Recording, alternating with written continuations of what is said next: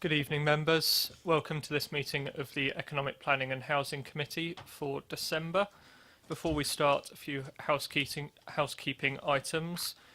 There are no fire alarms scheduled for this evening. Therefore, if the fire alarm sounds, please evacuate the building immediately. The fire exits are located at the rear and side of this room. Go down the stairs and meet in the War Memorial Park.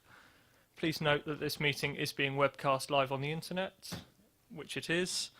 And can all members and public please switch off their phones or turn them to silent? Thank you. The first item is apologies for absence and substitutions. We have Councillor Rob Golding standing in for Councillor Paul Gaskell, and I'm assuming that Councillor Parker is going to join us. I haven't heard from him, or we haven't heard from him, so we're hoping that he'll join us shortly. Are there any declarations of interest? No, in which case we'll move on to the next item, which is urgent matters.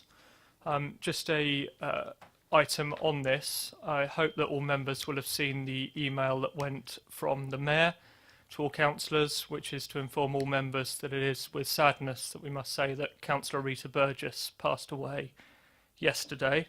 I'd like to invite the committee to stand and have a few moments of silence in memory of Councillor Burgess. Thank you.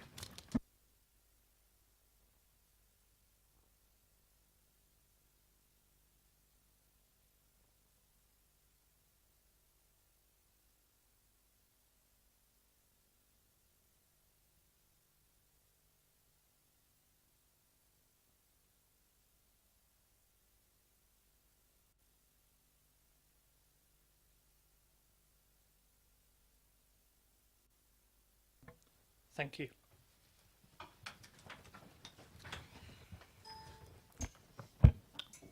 Councillor Harvey. Thank you, Chair. Can I just, on behalf of the Labour Group, extend our condolences to Councillor Burgess's family. She was one of the longest serving councillors on this authority and very much a part of our family around the council, so we very much send our condolences to her family this evening. Thank you, Councillor Harvey. That's appreciated by all, I'm sure. I omitted the second item, which is appointment of a vice chairman. Are there any nominations? No. In which case, minutes of the meeting held on the 23rd of November, as the meeting was only 10 days ago. I know the officer has drafted the minutes, but they haven't been finalised and issued yet, so we'll consider those at the next meeting of our committee.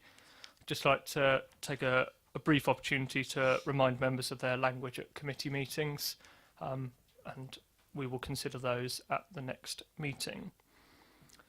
The next item is gender pay gap in Basingstoke and Deane, which came from a motion to full council. We're pleased to be joined by Councillor Hannah Golding, Daniel Garnier, Joe Bromley and Chaz Bradfield. So I'm going to...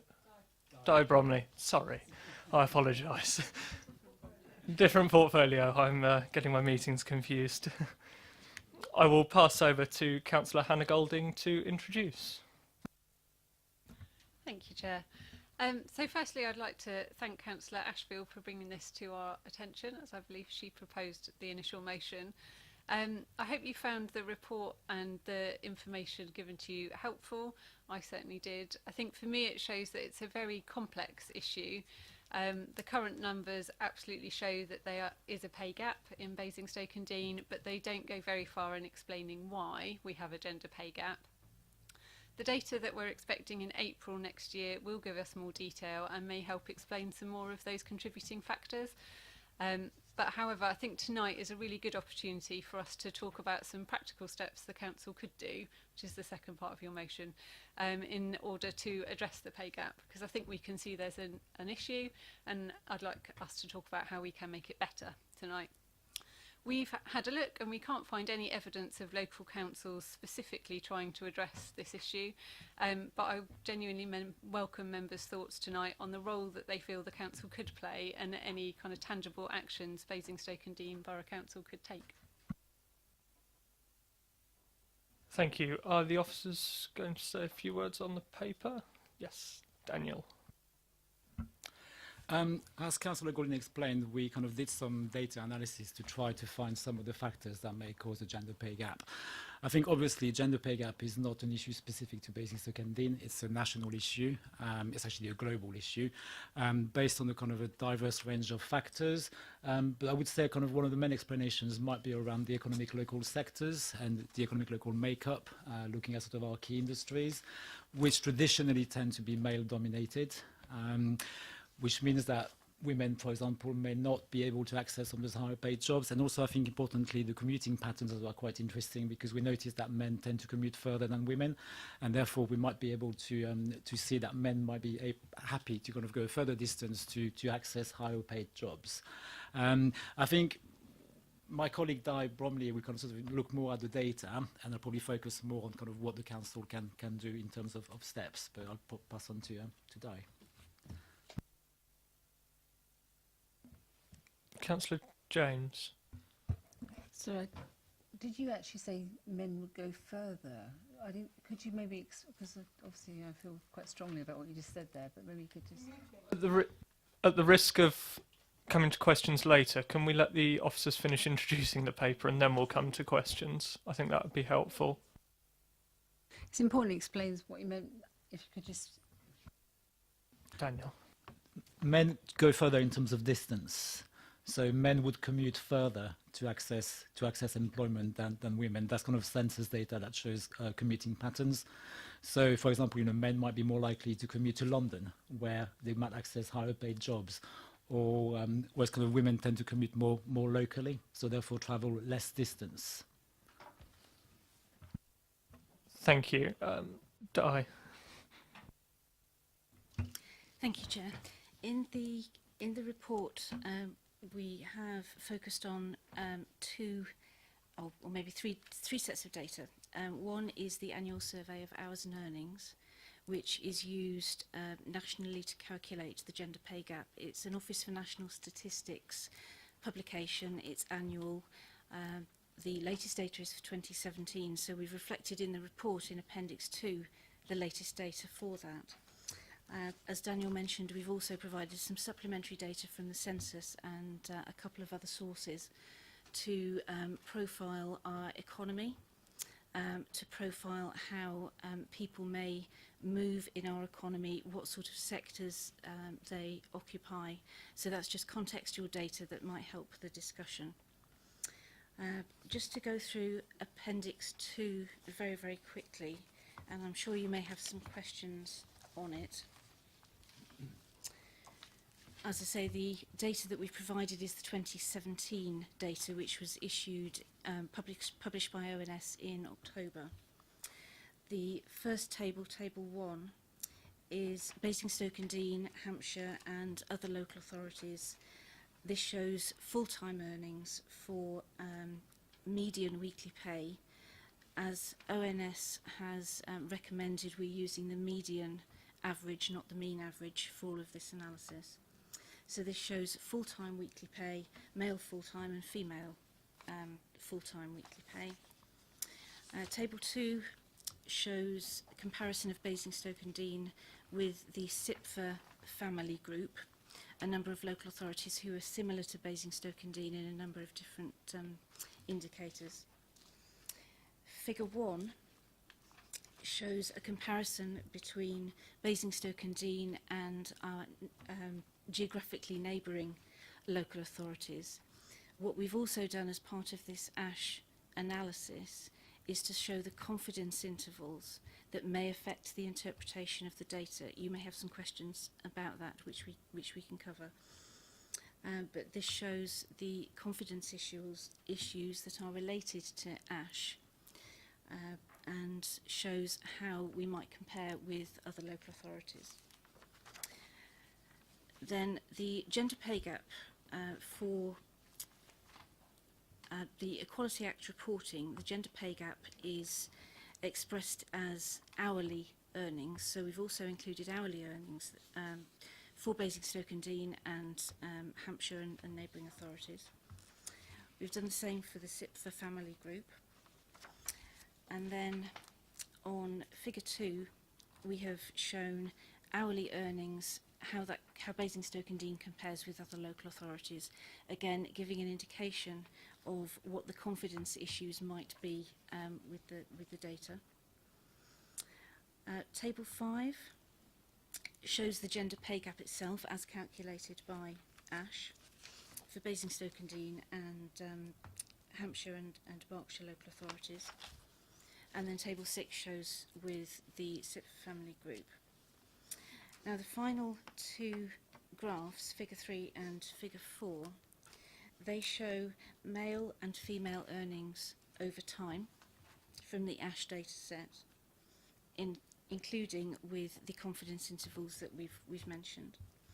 And then Figure 4 shows the gender pay gap itself over time. And that shows, although there is a considerable variability in the Ash data year on year, which isn't uncommon for local authority level Ash data, overall we can see a gradual decline in the gender pay gap over time. I'm happy to take any questions on the data. Thank you. That's very helpful. We do have a visiting councillor, Councillor Janet Westbrook, if you want to come forward and speak to the committee. That's okay. You have 4 minutes, but I'm sure we can be lenient if you have slightly more. This is a very important issue being looked at by the committee and of particular interest to me generally and as a member of the HR committee and to our residents. Having read the report, I'm sure members will agree there's a lot of work necessary going forward on this issue. And I'll start by saying that although the government requirement says that the gender pay data is published by the end of March 2018, I have to say I'm disappointed that we as a council haven't published our data earlier, as many companies have, and I would ask why. As the report states, some high-profile employers publish theirs early, and for me that sends a message that they're taking the issue seriously. I want to talk a little about my own personal experiences first, and then a few thoughts which you may wish to consider. I started my working life as a junior clerk in retail financial services, and at that time, it's a long time ago, just about all the senior managers were male. We've progressed somewhat over the years on this, but certainly nowhere near enough. So what are the obstacles to this? Are we confident we know what they are? Family responsibilities may be one. I was fortunate my parents provided help with this. I had a reasonably successful career, ending up managing 60 people, but without the daily support of my parents, I'd have found it difficult to progress in my career as I did. Of course, in many cases now, grandparents are no longer available to cover childcare, having to continue working themselves. It's now generally acknowledged that caring responsibilities are shared family responsibilities, but in some ways the demand on families is greater, with the lack of growth in pay over the last 10 years, requiring more hours to be worked by families, increased childcare costs, and the inadequate social care provision we're now faced with. So as a responsible employer, what can we do about it? Our own council shows the problem only too well, with only 2 females out of the 10 positions in the senior management team. What changes can we make to attract more females to apply for senior positions here, and how can we help progress change across Basingstoke? Earlier in the year, the HR committee undertook recruitment processes for senior level executive positions at the borough. I asked the recruitment expert what could be the reasons for the low number of female applicants. The response was the flexible work offering. So either we have the flexible working policies that would enable females to apply, and we don't promote them sufficiently, particularly when advertising vacancies, or the policy offering is not attractive enough. Could we work with recruitment partners on this? As each vacancy occurs, do we review the role to establish how flexible working may be suitable, including some home working? Do we automatically do this when carrying out a restructure for any new roles being created? I'd like to see work on gender pay, both internal and external, promote the good practices across the town, as the report states, visit schools and other education establishments to talk about gender pay. Could job share be expanded? It may be useful when people return from maternity leave. Is there anything we could do to review or expand our professional qualifications scheme to attract more females to make better use of it, which in turn would enable them to gain relevant qualifications, leading to better promotion prospects? How can we make better use of technology? What can we do in conjunction with other employers in Basingstoke? Will we be setting targets to monitor progress with regular reviews? For me, this paper raises a lot of questions. We can play a part in promoting and helping Basingstoke employers to improve in these areas, but we have to set an example and work hard to improve the situation here in the council. We need to take a lead. Our motto is go beyond. Let's find ways to make sure we do that. Thank you. Thank you, Councillor Westbrook. Do the officers have any comments on some of the issues that Councillor Westbrook has raised? In particular, I think, why hasn't our council data been published? I'm afraid I don't have the answer to this question. The data, I think, is being compiled at the moment, and we present it to HR committee in February. So I think the information, the current position for the council will be published then. I don't have any more information on that, I'm afraid, on the actual internal data and what it looks like at the moment. I think if we could find out and provide some more thoughts around that, that might be helpful. Are there any thoughts from the officers on some of the other issues that Councillor Westbrook raised?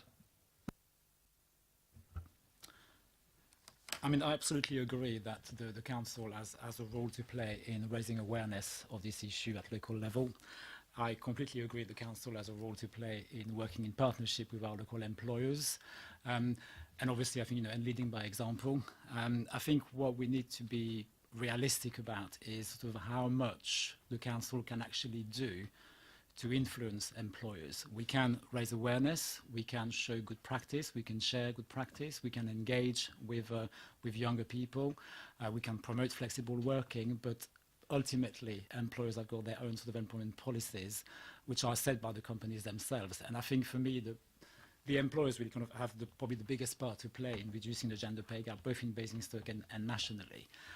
So I think, absolutely, we do have a role to play in this. And I think for me, engagement is probably, the most important thing we can do. It's about kind of enabling and facilitating those relationships and as you said, so sharing good practice from other places. And I think for me, it's be really interesting to see when we have more employers that have published their data in April 2018, because that will give us a good range of good practices as well, from existing employers, both in Basingstoke nationally as well, that we can then promote and share beyond.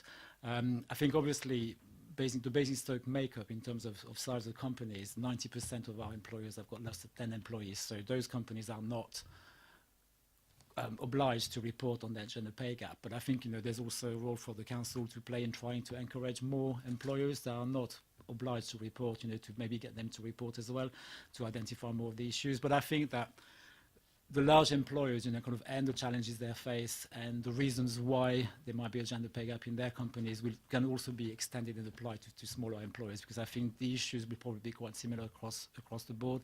There's been some research done already, which shows, for example, that some employers said that, sectors are just simply not attractive to female workers, for example. And I think, for me, there's also a role to play in trying to promote more the STEM side of sectors to younger people, kind of do some kind of STEM specific activities for female, which we do already. We can probably do more of that. But I think, it is a complex issue that will not be resolved overnight, but absolutely the council has got an important part to play in facilitating and leading by example. Thank you, and thank you, Councillor Westbrook. I think if we go on to questions on the report first, that would probably be helpful. Councillor Cubitt. Yeah, well, firstly, can I just say it's an outstanding report. It's a highly complex subject, and it's really well produced. And it's, of course, there are a lot more outstanding questions, but to drill down to that level is pretty difficult. So I think you've come some way. In terms of what Councillor Westbrook just said, I would just like to add that when I was first councillor, in fact, it was the complete opposite in this council. And the chief executive was a bit like, what's he called, Bosom in Charlie's Angels, where all of the executive directors were women, apart from our chief executive, because we had Dorcas and we had Karen and we had... So I think it's a little bit harsh to say that we're behind the curve. It's just a function of the cycle. And I was certainly involved in a high-level recruitment recently, and there were more female applicants than male applicants. But you know, irrespective of the aspiration that we want women to succeed, for this gender pay gap to shrink, we must also always employ the best applicant for the job. And I do believe that one should be gender blind with hiring and hire the best person, not go for a gender specific hire. So that would just be my comment at this juncture. Thank you. I did ask for questions, but we'll take a comment. Are there any other questions on the report, or shall we move on? Councillor Ms James. In relation to page 11, 3.15, when you're talking there about qualifications, why can't we, or why do we not have that information? It's on, however, there is no breakdown available. Simply because the data is not available at district level. So we just haven't got that data. It's not available. So we can't kind of have it because it doesn't exist, if you see what I mean.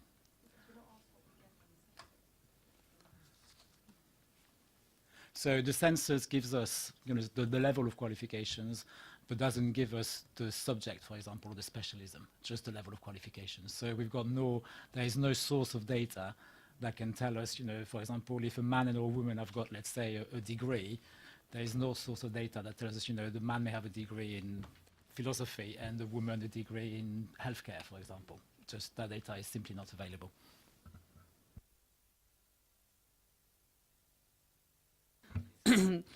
Again, on the same page 317, in relation to, I think it's the 40 companies in the borough that employ more than 250 people, how many of those employees or companies have actually gone public or at this stage and published this information that's going to be required? At this point in time, the only one I'm aware of is Fujitsu. So we're keeping an eye on what is being published, but that's the only one we've come across so far. Are they in Basingstoke? Are they still here? Yes, they've got a big presence in variables. I think with the companies, there's two sides. There's companies that are based here that have got more than 250 employees in Basingstoke, and there's companies that have got multi-sites. So that may have, let's say, for example, 20 employees in Basingstoke, but 400 in Reading or 500 in London. So both companies basically have got to publish their reporting obligations, and I think we'll keep an eye. I think so as we go along, and particularly when in early April 2018, when all companies would have published their data, to see how much data we can find and gather for Basingstoke and Dean. Thank you, Councillor Ashfield. Firstly, I'd like to thank you for putting this report together. I absolutely appreciate the complexity of the issues. I would like to know more about what the plans are for the analysis of the data when it's published in 2018.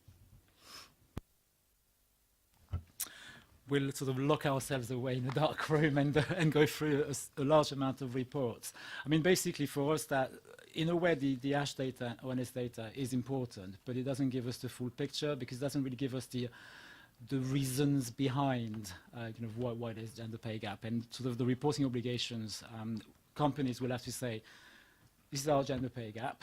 This is basically the reasons why we feel that there's gender pay gap in our company, and this is what we're going to do about it. So basically we'll analyze, I mean, we can spend a lot of time looking at sort of the actual gender pay gap in companies, but I think for me it's more important to look at, why and how they plan to tackle it. So our efforts would be much focused on understanding, what do companies say there is a gender pay gap, and also, what do they plan to do about it, because that might inform, things we can do as well at local level.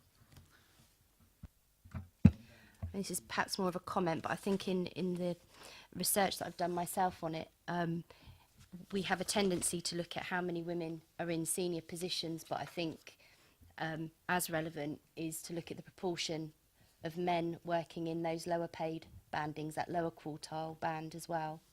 So they might not show necessarily a pay gap in those lower quartiles, but it could just be that there's a much larger proportion of women working in those lower quartiles than men. Thank you. Councillor Rattigan. Thank you, Chair. I have a question. Looking at the figures for areas like Slough and... Could you give us a page number? That would be really helpful. in which way? Sort of in 2 pages, really, essentially. If we look at...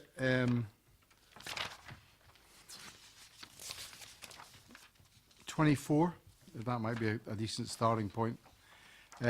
You'll notice that there's not very much gap between men and women in Slough, and yet Windsor Maidenhead, which is the neighbouring borough. Is some of this because there's a national minimum wage, and there's a lot of people on the national minimum wage in some areas, and therefore that, although means that they're not getting paid as much, with 80% of the population getting that level, it sort of hides, sort of lessens the pay gap on that basis. So is it the volume of minimum wage that plays into some of these figures? It may be partly due to the minimum wage, and what we don't know. The ASH data, as Daniel said, it doesn't give us necessarily very much insight. It gives us figures and it gives us what's higher than or lower than, but it doesn't really tell us what might be happening. We can look at minimum wage levels, and I know there has been some work looking at the National Living Wage Foundation living wage as a proportion of the ASH data set. So we could look at that to answer the particular question about Slough, and I'm happy to circulate the figures. But Slough may be, or is probably just as complicated as Basingstoke and Dean in terms of what is contributing towards the gender pay gap. It could be the professions that men and women occupy. It could equally be commuting patterns. Yes, sure. Will you, in the future, be able to tell what proportion of people in each borough are on the minimum wage? We have access to the data set that ASH produces that gives us the proportion of wage earners who earn less than the National Living Wage Foundation minimum wage. But what we can also do from ASH is we can look at the national minimum wage and the national living wage, which is £7.05, I think, for those people under 25, and £7.50 for those people 25 and over.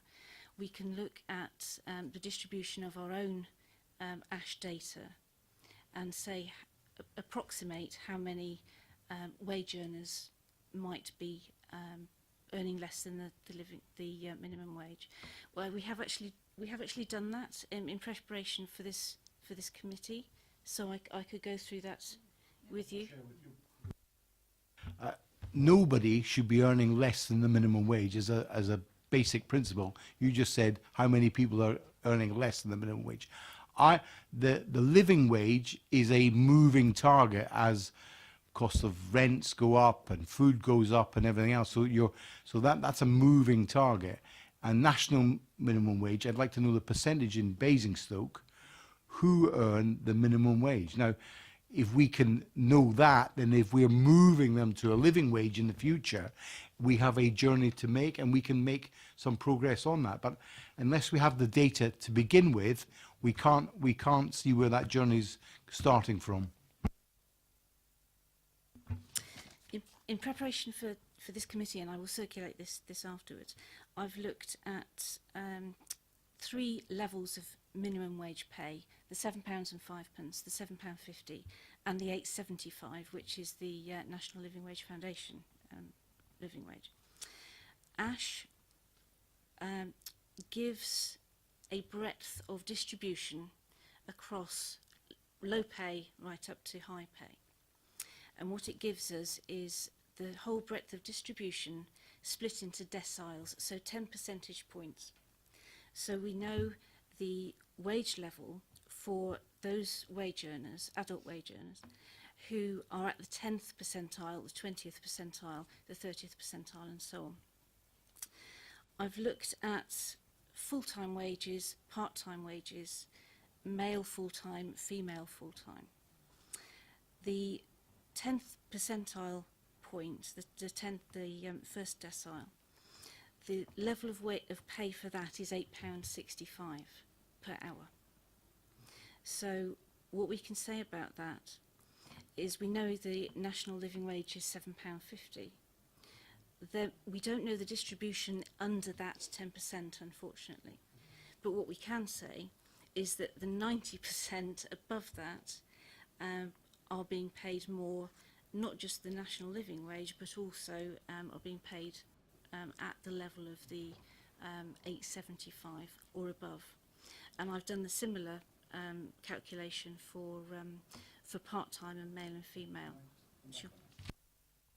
You would agree, therefore, that this is something to highlight. This is a good news story, that over 90% of our population, whether they're male or female, are earning more than the national living wage. And this is you know, had we had reporters here, this would be an important thing to raise, to say we are quite well paid here in Basingstoke as a point. Now, obviously, I understand costs are going up and everything else, and I'm sure the other side will say it's horrific, but this is a good news story. What we now need to do is focus upon pushing up the income for everybody, but especially for women. Is that what you would discern from your figures? I think there's the issue of male and female pay. There's also the issue of part-time pay, because I've looked at the distribution of full-time pay, and yes, there is a slight difference between male and female.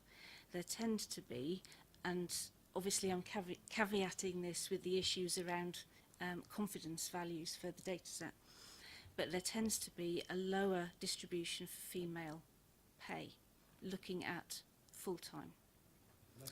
Yes. There is also a difference between, as you'd probably expect, full-time and part-time.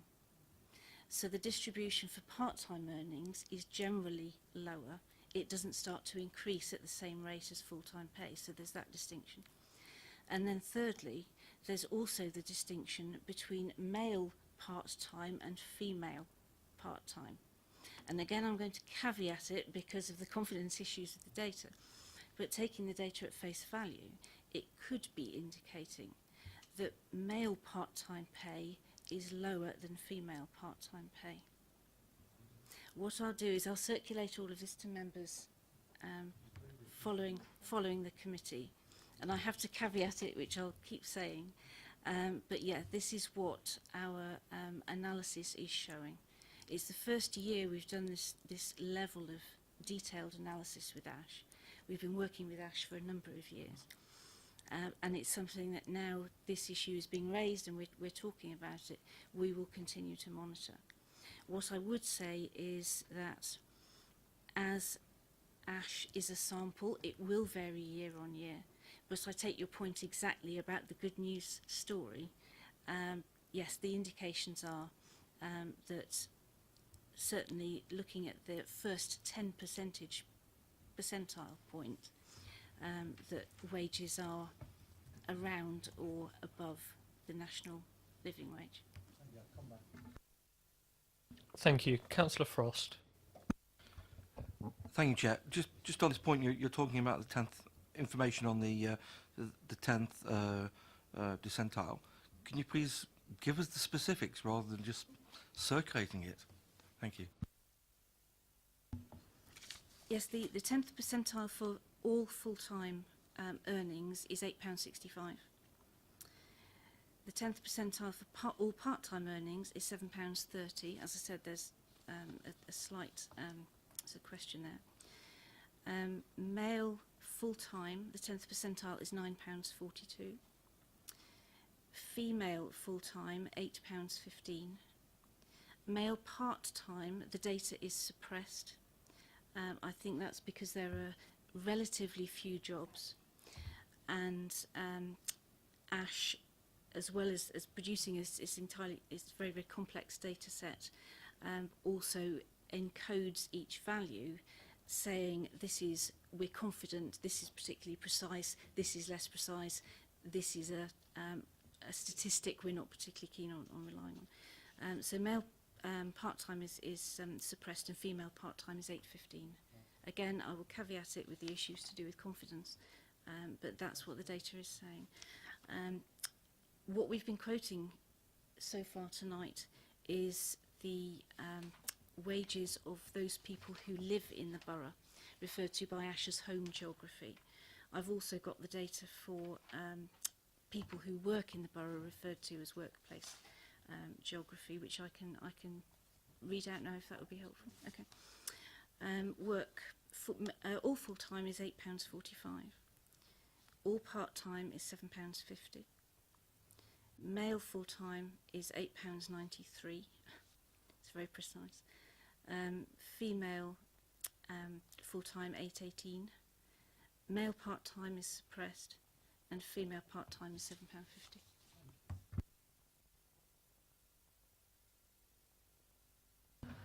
Thank you very much. Councillor Ashfield. I'm kind of going to repeat myself here, but I think we need to be careful not to say, oh, there isn't a gap at these lower levels if 90% of the people doing them are women.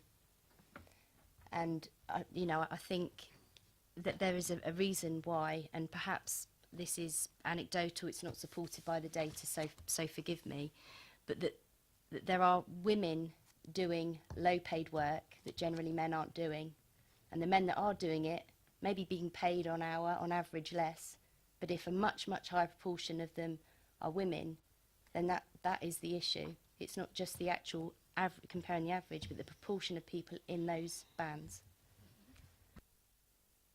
I think that's a very fair comment. Councillor Watts. Thank you. Just on that data you just gave us, is that from the 40 companies that have above 250, or was that from different data? And thank you. All right. And you say so that's going to be adult wages. So you're not including under 25s in that, I take that, because my son, he went for a job the other day, and they were offering £5.60 an hour at the Hollywood Bowl, which I thought was absolutely appalling, that we allowed this, a major employer at a leisure park owned by the borough is paying its staff such low wages. And I was absolutely appalled. And I said to him, why aren't they paying the living wage? So the reality is, for young people out there, it isn't £8 an hour. It's a lot less. It's £5.60, and that's the minimum they got to pay.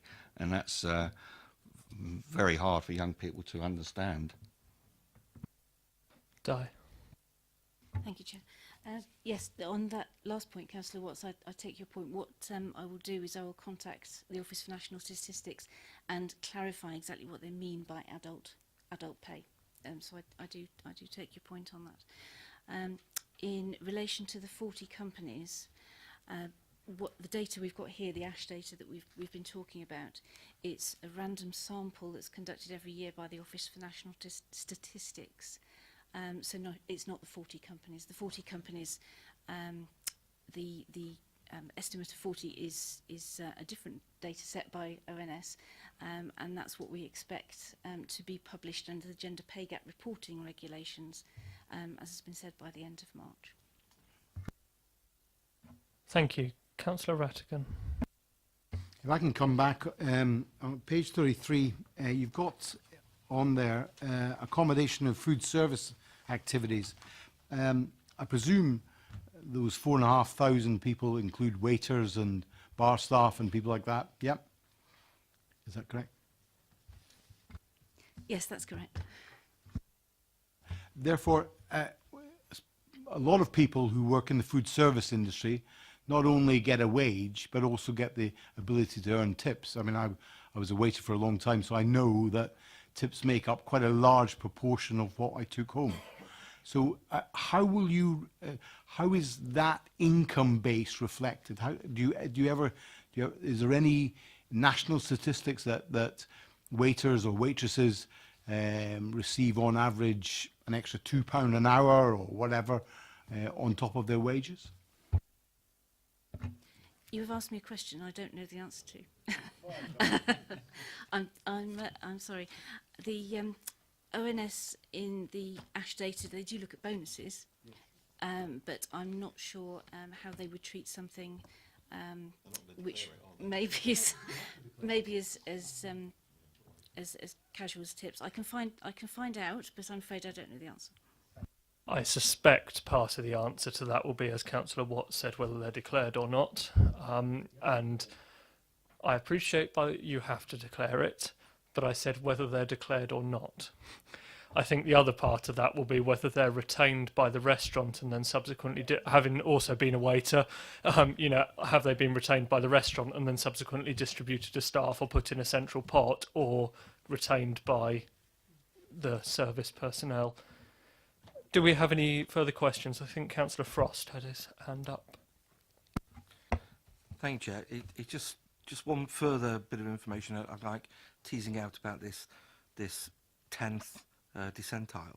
Obviously, can you please just confirm my understanding that but if we look at the 10th decentile, that's the lowest paid 10% of the population in Basingstoke. Is that correct? Yes, that's correct. Thank you. I appreciate obviously the male part-time figure were suppressed, or the data was suppressed, but can you give me the actual percentages of between men and women in that decentile on the full-time work?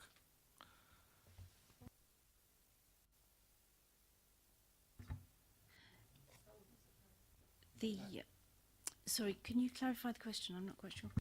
Certainly. I appreciate on the part-time work, the male data was suppressed, but obviously it wasn't suppressed for the full-time data. So can you please give me the splits between men and women in the full-time data? The ASH doesn't give the split between men and women. It doesn't say how many women are sort of behind that particular figure and how many men. What I can do, and I can circulate this after the committee, is ASH will use data from the labour force survey to say this particular data set, this particular cell, relates to, from what we know from other sources, a certain number of men and a certain number of women. I'm afraid I haven't got that data with me, but I can circulate it after committee if that's all right. Thanks, Chair. Certainly, I just think it's really important to have that data, so we can, I mean, we can take a rough stab, okay, purely because we know what the full-time data wage of £8.45, so we can have a stab, but it would be nice to know the true percentages behind that. Are there any further questions? Councillor Harvey. Thank you, Chair. Just taking the conversation back to women in the context of the report and the gender pay gap specifically, what I'm noting and what I'm picking up throughout is that most of the statistics and most of the tables where I look at them push Basingstoke and Dean into the bottom of the tables. Whichever way we cut the cake, whichever way we try and examine the percentages and the differences and the disparities, the consistent thing coming across is that the gender pay gap in Basingstoke places us as a district, despite our economic sectors, despite all of it, in the bottom half of the tables. I'm consistent in saying that, aren't I? It would be reasonable to draw that conclusion. Yes, the council motion originally made reference to Basingstoke and Dean being in the bottom quartile. and that is the case. Yes, I mean the spread between the English districts is actually quite substantial, and that's reflected in the report. But yes, what you said is correct. We are in the bottom quartile. Although I would add that some local authorities will have no gender pay gap, but their wages may be a lot lower than Basingstoke and Dean. So that's why we have looked at this in its entirety, looking at full-time earnings for male and women and how that compares across the board. But what you've said, Councillor Harvey, is exactly right. We are in the bottom quartile for the gender pay gap. Specifically, I'm looking at Basingstoke rather than necessarily drawing comparisons with other districts. That's fine, that's a part of it, but I'm looking at our economic profile. One thing I did note, and I think is an important point to draw out, is that on the table that relates to the way that hourly pay has been going, and we note the differential between the two, we noted figures that while in the last 12 months median female hourly equivalent wage has fallen by 4%, the male equivalent has risen by 1.5%. That data is sustained in terms of the information we have. Again, the concerning element there is the differential between the direction of travel for women's hourly wage as opposed to male hourly wage in the current context rather than historic. I think one of the issues with the ASH data is that it does tend to fluctuate year on year. That is evident from the last graph, figure 4. In answer to that particular point, I know that in 2017, the workplace-based measure fell from £618 a week to 583. That was at the same time that the home-based measure continued to increase. I do understand what you're saying, but we do see over year on year considerable fluctuation in this data. That's why for local authority level we tend to look over a period of a few years or even a decade. So yes, in terms of the motion and the figures you've quoted, that is absolutely right. But we would be looking at long-term trends. But going back to your earlier point about the gender pay gap, that is also right. So it's a reinforcing picture is what I'm coming to the conclusion of, and the aspect that I'm concerned about as well is the notion of how we understand the economy. Now I know the government are trying to get to grips with this and they are nowhere near there at the moment in understanding where the self-employed element comes in, the part-time element comes in, the 0 hours contract element comes in. The sectoral breakdown of the economy is such that the workforce you see is one thing, the reality of the whole workforce is something else entirely. And I think that's a very important issue, because I noted what you said in terms of the analysis, and I come back to the point, the variation of highest paid women to lowest as compared to highest paid men to lowest is a fundamental point that we keep coming back to. Whichever way again we cut the cake, we come back to that point in our borough nonetheless. Thank you. I think that was a comment. I think it was a rhetorical question more than a... Sure. Councillor Ms James. Thank you. In relation to the disparity which Councillor Harvey spoke about, and is quite stark, isn't it, in relation to the tables, 22% and 24% in differentials. Could you, between men and women, could you... Which table are we on, sorry? So if you look on page 22... Thank you. That's 24% less than men. Then if you look on page 4, 24, it's 22% differential there between men and women in Basingstoke. So what I'm asking is, in the report it talks about work, that it could be as a result of employment, the type of work. Could you talk us through that as to what you mean by that?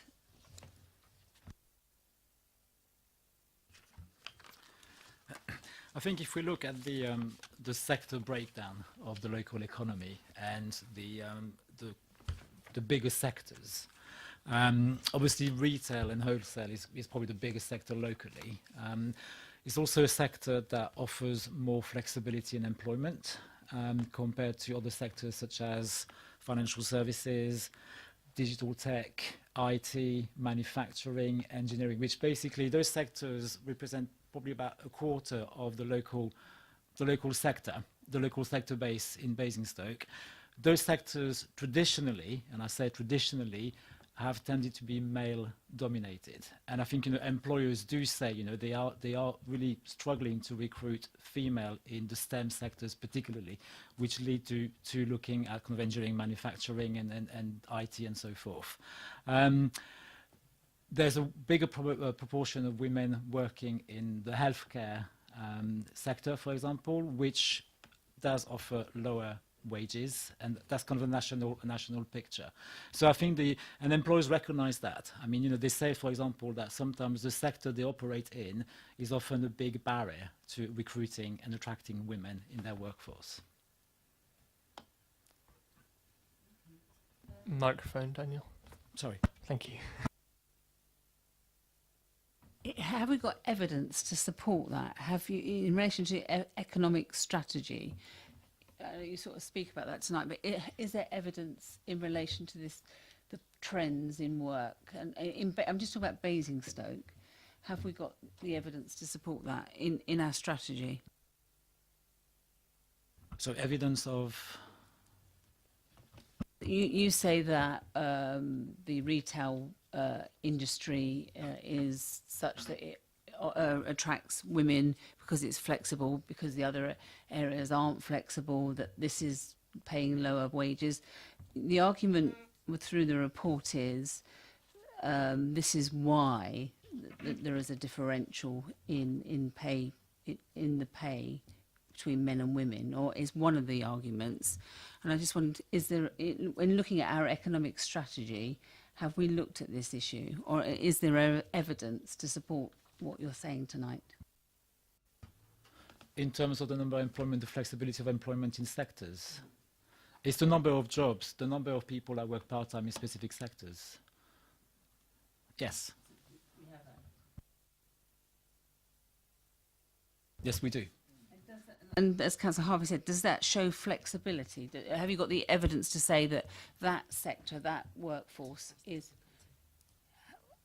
I'm trying to understand that differential is in relation to those two tables and in relation to the workforce within Basingstoke. Have we got any evidence to support what you're saying tonight?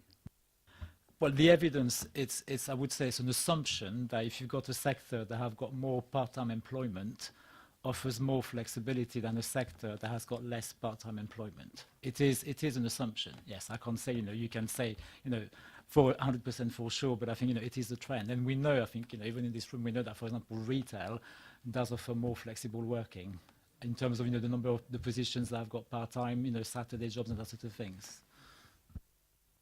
Thank you. I believe Councillor Golding just wanted to come in briefly. Thank you. I think this just comes back to my opening comments, really, that this is the data of where we're at. I think we will have another element to the picture and understand it a little bit later when we know what our big employers are doing and what they look like.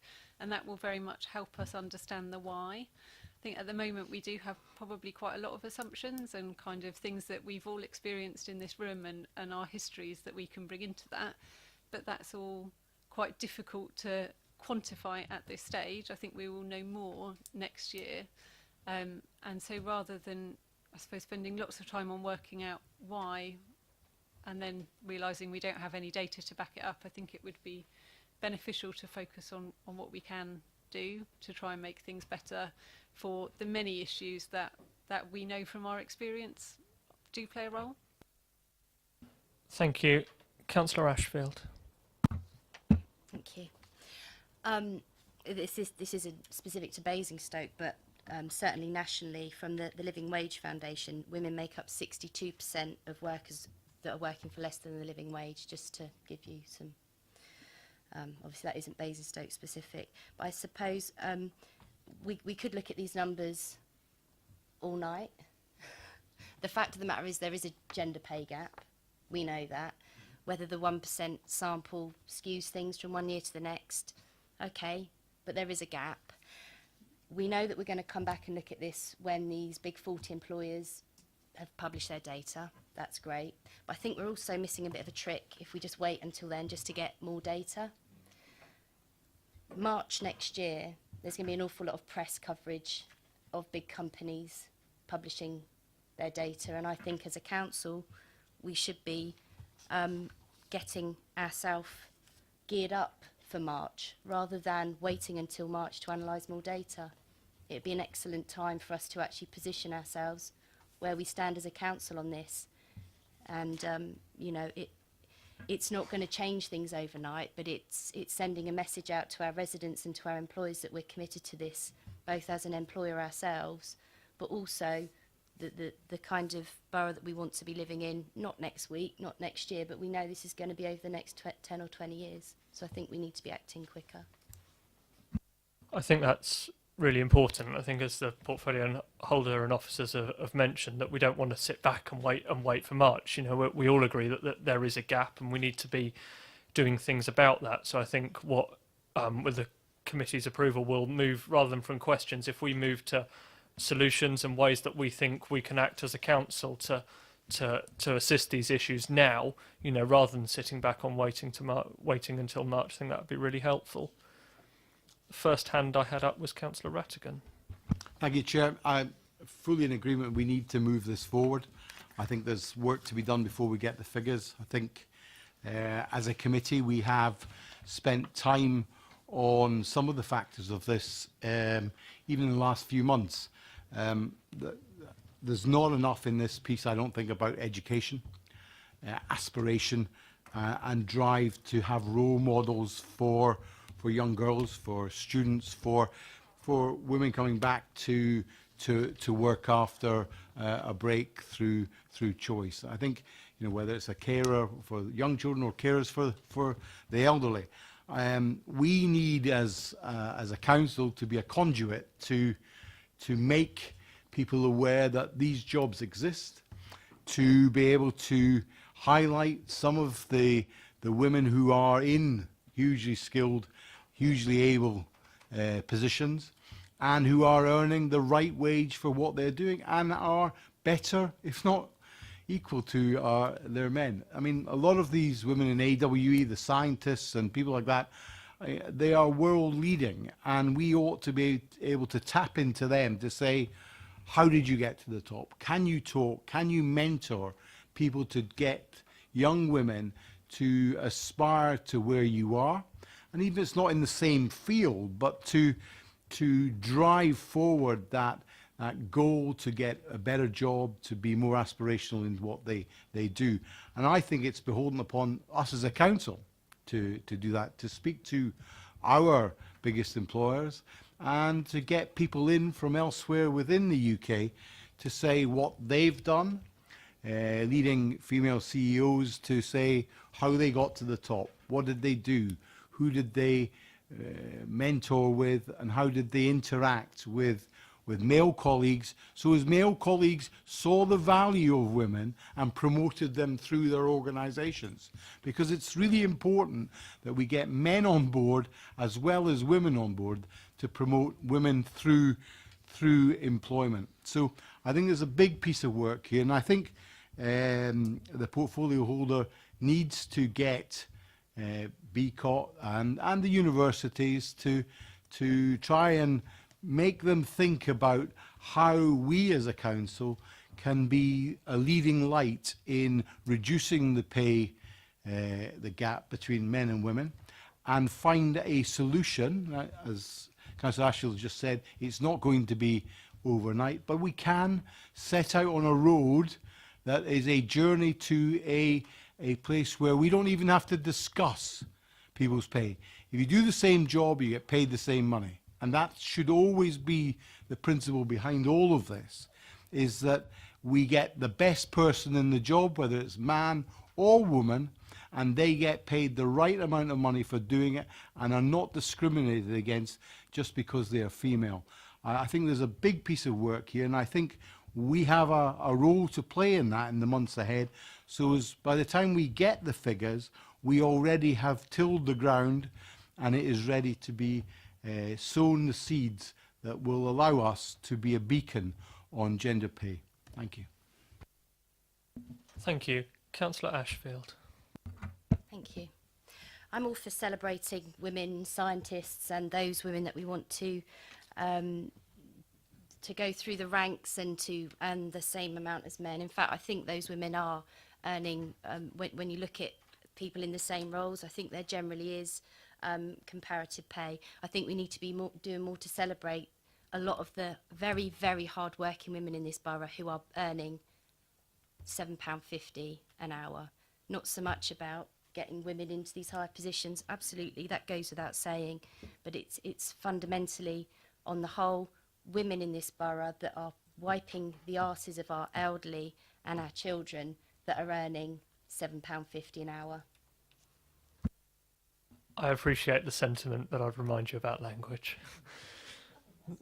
Thank you. Councillor Rob Golding. Thank you, Chair. 2 points from me. Firstly, I'd like to pick up the point Janet Westbrook made, Councillor Janet Westbrook made, and I hope we can record our disappointment that the Council is publishing our own data so near the deadline, and hoping that next year we will publish our data far earlier in the year. So if that's generally agreed, I hope we could all agree on that.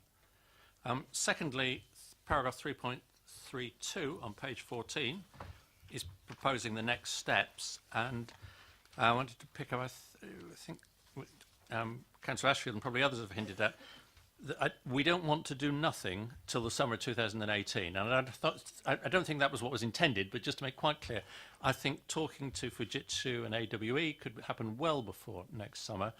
And trying to remember the detail of the training on scrutiny that you and I have sat through at least once and probably twice, but this sounds like one of those occasions where we should get them in for a quiet discussion first, to do some groundwork, some research, before we start trying to debate what they're up to. So I would propose that we do that. And the other people I think we should have in are BCOT. I mean, I think it's great that the government is placing a lot more emphasis on apprenticeships and T-levels and things like that. And BCOT have just been commended by being third in the country or something for technical apprenticeships. So they're a key factor in helping to get a much better gender balance into these skilled jobs for the future. So I think we should possibly on a separate evening or the same evening have a dialogue with BCOT as well. Thank you.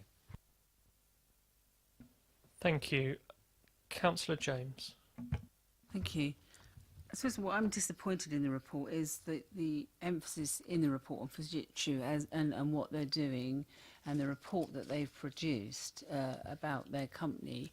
It should be us. We should have had that report in here. We should be able to say, as an organisation, this is what we've done, this is what we're about, and we should be promoting ourselves.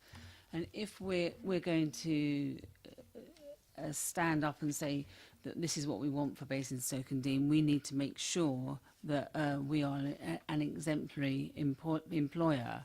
And I think that Janet picked up on a load of issues from HR, and I think that we need to ask from this committee that HR look at this piece of work in relation to our practices, and maybe what is it that we could do differently, how we could ensure that we are supporting women in the workplace. And I think it's, I know that this report is coming to them, we've been told tonight, in February, but I think it's a piece of work that they should be looking at as to maybe giving us some recommendations on what they think we should be doing to improve this organisation. Do we support women coming back to work from maternity? Are they given flexible working? My understanding is that we aren't the best at that.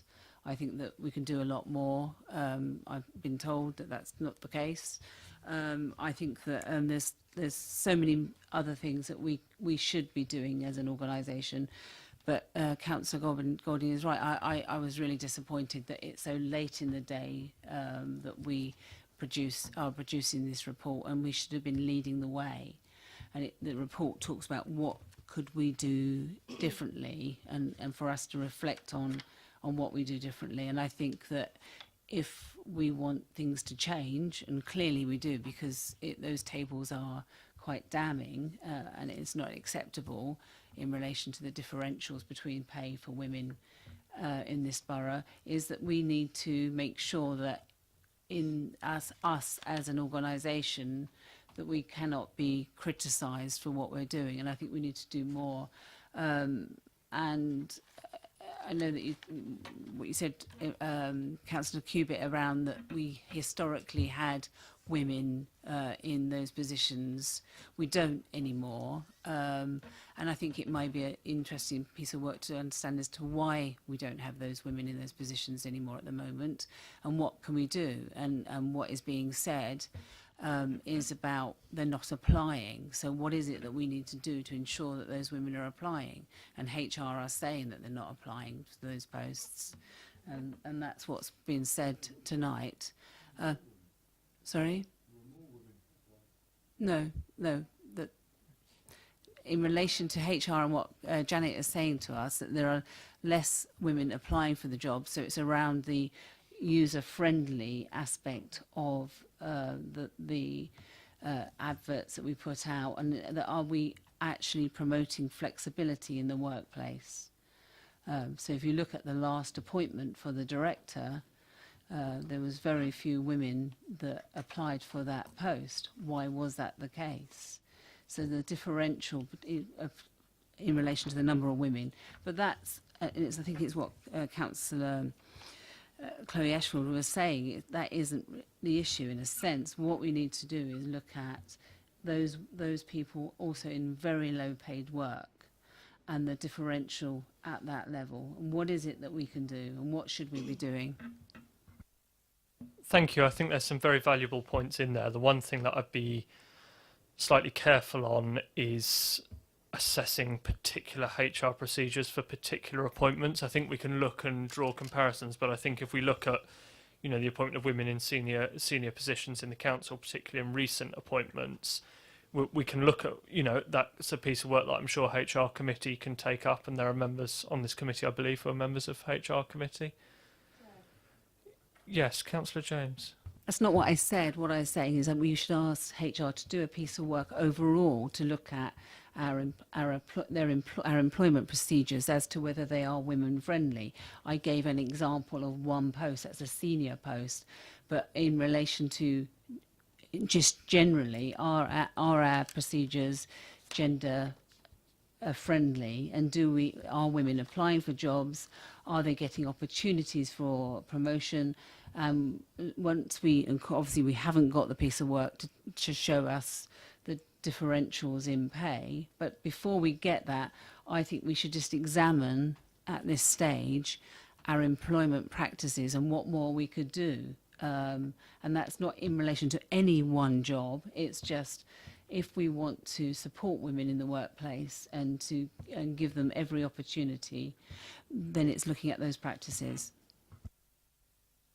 Sure, I'm sure we can make those recommendations to HR and ask them to look at that if they don't already. Councillor Golding, did you want to come in? Thank you. I did just want to clarify why you have this specific team in front of you today and not the HR team. We came to respond to the motion that was put forward, which was very much focused on what's going on in the borough, not what's going on internally in the council. So while I would absolutely, kind of support any recommendations to HR, I do think they're on the case. I believe that that paper is going to them in February, and if we would like to recommend, or you would like to recommend, that they look at that in more detail, then that's fine. But obviously the reason we can't answer those specific questions is because we're responding to the motion. So I'd absolutely support the council leading the way and mirroring that and demonstrating good behaviour in order that others should follow, and that can certainly be one of the actions from the committee if that's what you wish. Thank you. Councillor Harvey. Thank you, Chair. I think it's important in that sense that we don't wind up looking hypocritical when we go out there promoting what is incredibly important and we look upon ourselves. We don't want to be the hypocrites in this. And I think that's the point. The interesting thing that fell out of the debate this evening for me is our understanding of the word flexibility. What do we really understand by that word flexible? It's deployed in terms of a description of a part-time economy in the context of retail sector being more flexible. Well, what does that really mean in the context of achieving gender parity in the arguments that we're having and the conversation we're having? I think we need to have much better control of the language we're using to describe the very important issue we have in front of us, because I don't believe that the part-time, or for that matter the retail sector, actually offers more flexibility in the context of gender pay gap that we're describing and discussing. I think it's a fundamentally different thing, and again that reflects upon us as an organisation. How do we as an organisation implement flexible working in a way that supports women in the council and achieves parity in the context of the conversation we're having around the table? There are a number of issues there to unpack. I think it is important to say, and I know the comment has been made, the movement from having the number of women in senior roles within the authority as was to where we are now begs the question, why has that happened? Now that is a matter to take up in another place in HR as has been described, and I think an examination of that in terms of the advertising, what Solace did for us, for example, and what went on in that context is worth examining. Those issues have been referenced in other places and brought out in other places. So bringing it back to what we're talking about tonight, I think there is an important public policy role for us as a council. When we get presented with strategies like the New Horizon agenda, and you have the language of the conversation we had a few weeks ago at the previous meetings, this was not part of that conversation, yet this is a fundamental issue to our borough. We see that because of the position we have in the league tables. We see that because of the issues we have of women and the differential in the context of where they sit within the local economy. And it isn't just about women in engineering or men in caring. It's about the profile of the part-time economy, the self-employed economy, and also the zero hours economy. And I think there's an awful lot more here that is worthy of examination, so that in our public policy role, when we do come up with a strategic vision of 2050 and the way we want the borough to look, we're not willing to accept the level of gender inequality we currently see displayed in the evidence in front of us. And I think if you scratch the surface of the self-employed and scratch the surface of the 0 hours contract, that which is below the official figures or outside of the official figures, you would see a very different picture emerge in the context of pay and the context of parity. And again, I think that's an important part of the equation. The discussion about women on boards is fascinating. And Fujitsu's approach they take inside the paper they present here is an interesting one, by saying we're going to set a percentage and we want a percentage by this date and a percentage by that date. That's a national conversation to be had. And I think, and again, I don't want to get trapped in this debate about women in senior positions alone. That is one piece of the puzzle. The bigger puzzle is the whole workforce, the whole employment market that we see in Basingstoke. And that's where I would like our authority to focus its debate. It's about those low-paid jobs that are predominantly filled by women who are required to make up household incomes. And there's a whole range of issues that fall out of that. I think the other aspect to bear in mind as well, and this is fascinating, I think in terms of the profile of our economy, I think you'll find BCOT and I think you'll find QMC do a pretty good job actually, and so do our schools, in encouraging women to come through in STEM subjects. The issue is not the barriers at that level that are faced by women seeking engineering or mathematics or whatever courses in the context of those educational. And in fact, those figures exist. BCOT have those figures. They can show us the throughput of women in those areas, in those subjects. We may not have it at the borough, but nonetheless, those institutions have the information. I think the interesting point is the barriers in employment, the barriers employers have to women taking up those roles. That's a different question.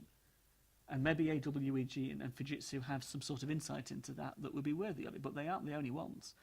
So, you know, as ever, the glass ceiling argument is an important part of this debate, particularly in those areas.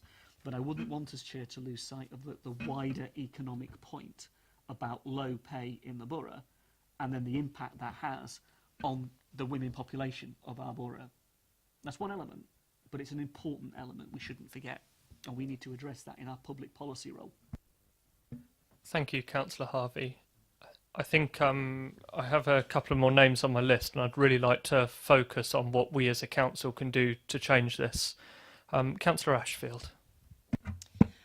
Just going back to our 40 large employers, I think perhaps like the council, the reason why a lot haven't published already is because there is a nervousness around it.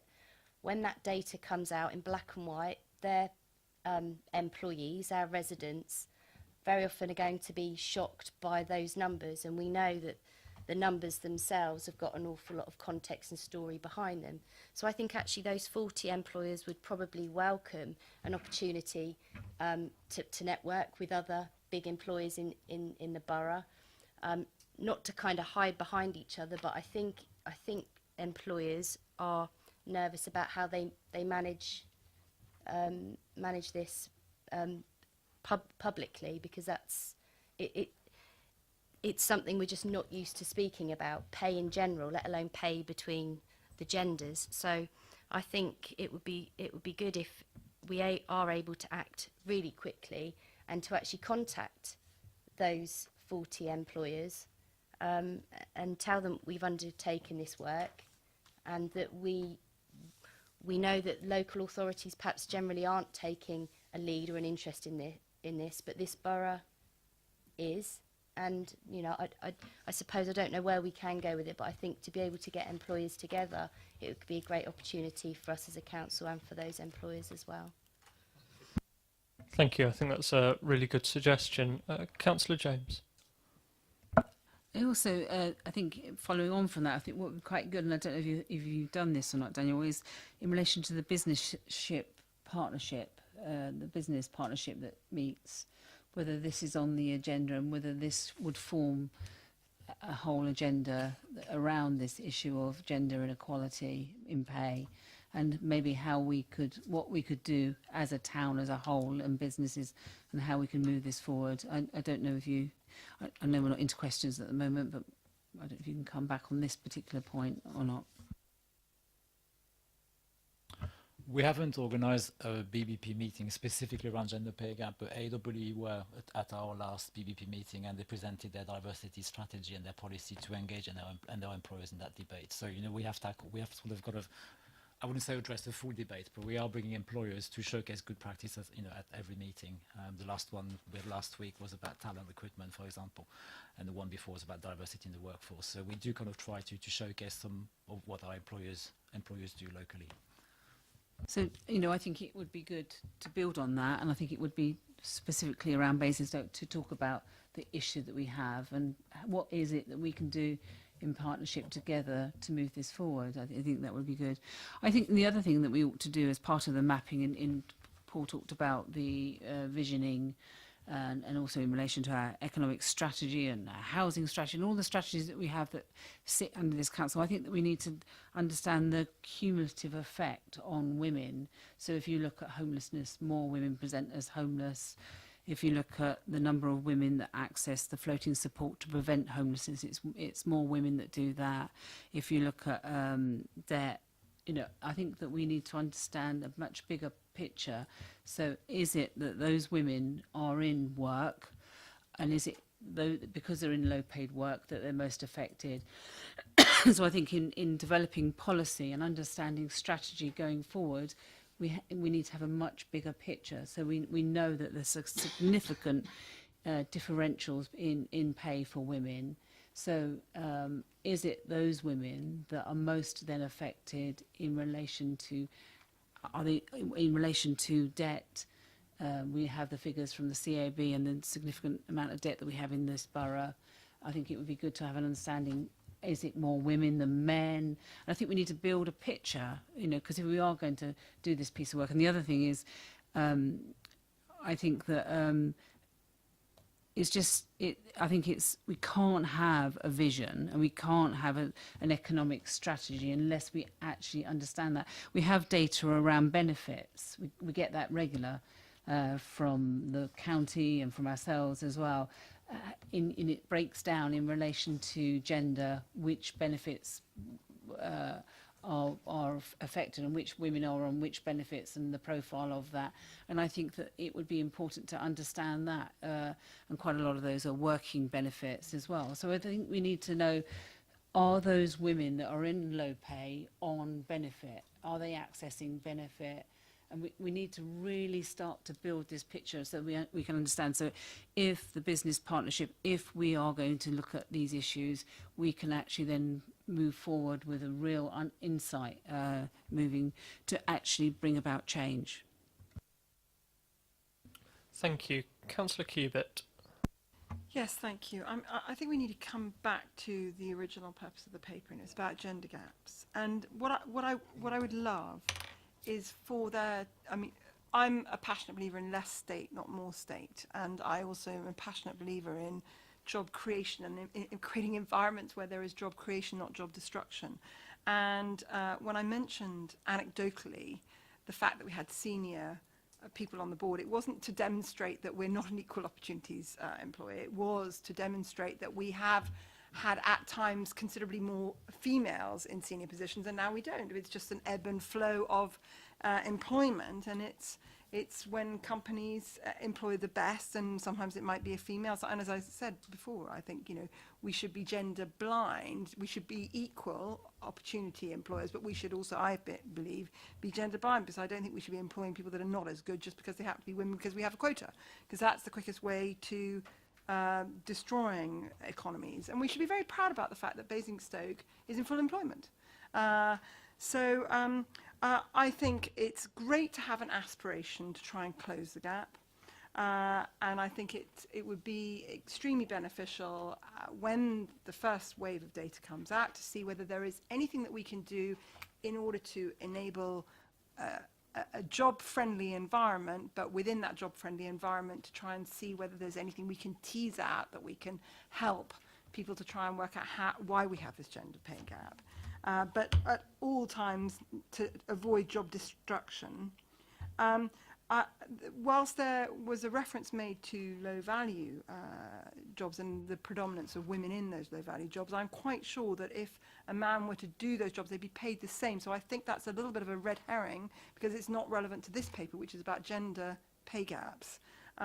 Because if it were, that would imply that if a bloke was in a caring environment, working in a care home, he would get paid £8.90 an hour versus a woman who gets paid £7.50. I don't believe that in that market, because I know that market quite well. There's not a gender pay gap predominance there, and what we're discussing here is why is there. There was. Yeah, that's. I just think we need a reality check.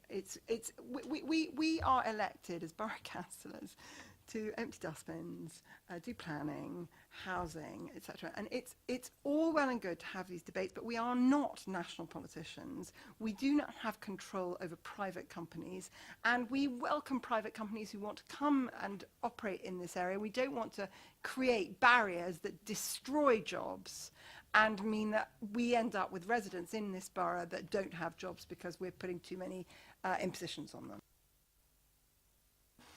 Thank you, Councillor Cubitt. I suspect that's raised many more comments around the committee. So Councillor Rattigan had his hand up first. Thank you, Chair. I just remind Councillor James, this paper is about a gender pay gap, not a gender income gap. So it's not all the bits of benefits and everything else, because we know they are controlled nationally, and we will have no control over them, because it's whether you're a man or a woman who walks in for benefits, you get the same amount whether you're male or female. So how can we move this forward is in the spirit of the questions that we've been asked. How do we move this forward? What can we do now that actually practically does something before we get the 40 companies? Can we get that list of 40 companies? Can we get them in? Can we have an informal chat with them? Can we find out what's good, what's working, what's not working? Where they're succeeding in promoting women, where they're succeeding in their job description, as Councillor Harvey pointed out. Is there something they can do that promotes women or encourages women to make the applications that are to bring them forward, at least to the table, because as Councillor Cubitt has said, the best person for the job, whether it is male or female, should be the best person for the job. I would like to see more women putting themselves forward, and they are more likely, therefore, to be the best person for that job. So we need to do a piece of work to get that organised quickly, not to have CEOs in here and quiz them about that, but do it informally. Daniel and his team to use the contacts they already have to see what we can do to promote women in the workplace in our borough to get better jobs. Absolutely. So I think it's important we do it, and it's important we do it quickly. You know, we need to be a beacon. And celebrate the women in our borough. I celebrate every day. Thank you, Councillor Rattigan. Councillor Harvey. Just to pick up the point, I think we are far more as a council than simply emptying the bins. With all due respect, we are, and our role. Let's just think about this. We had the council leader come here and give us a 2050 vision. There's one thing that this council has consistently over 20, 30 years, probably more than that, been good at, and that's setting the whole agenda for the whole borough. Going back to the old LDA days, we have a role as a district authority because we kind of get these issues. Might be differences across the parties on them, but 9 times out of 10, as an authority, we get the issues. We're having the debate tonight.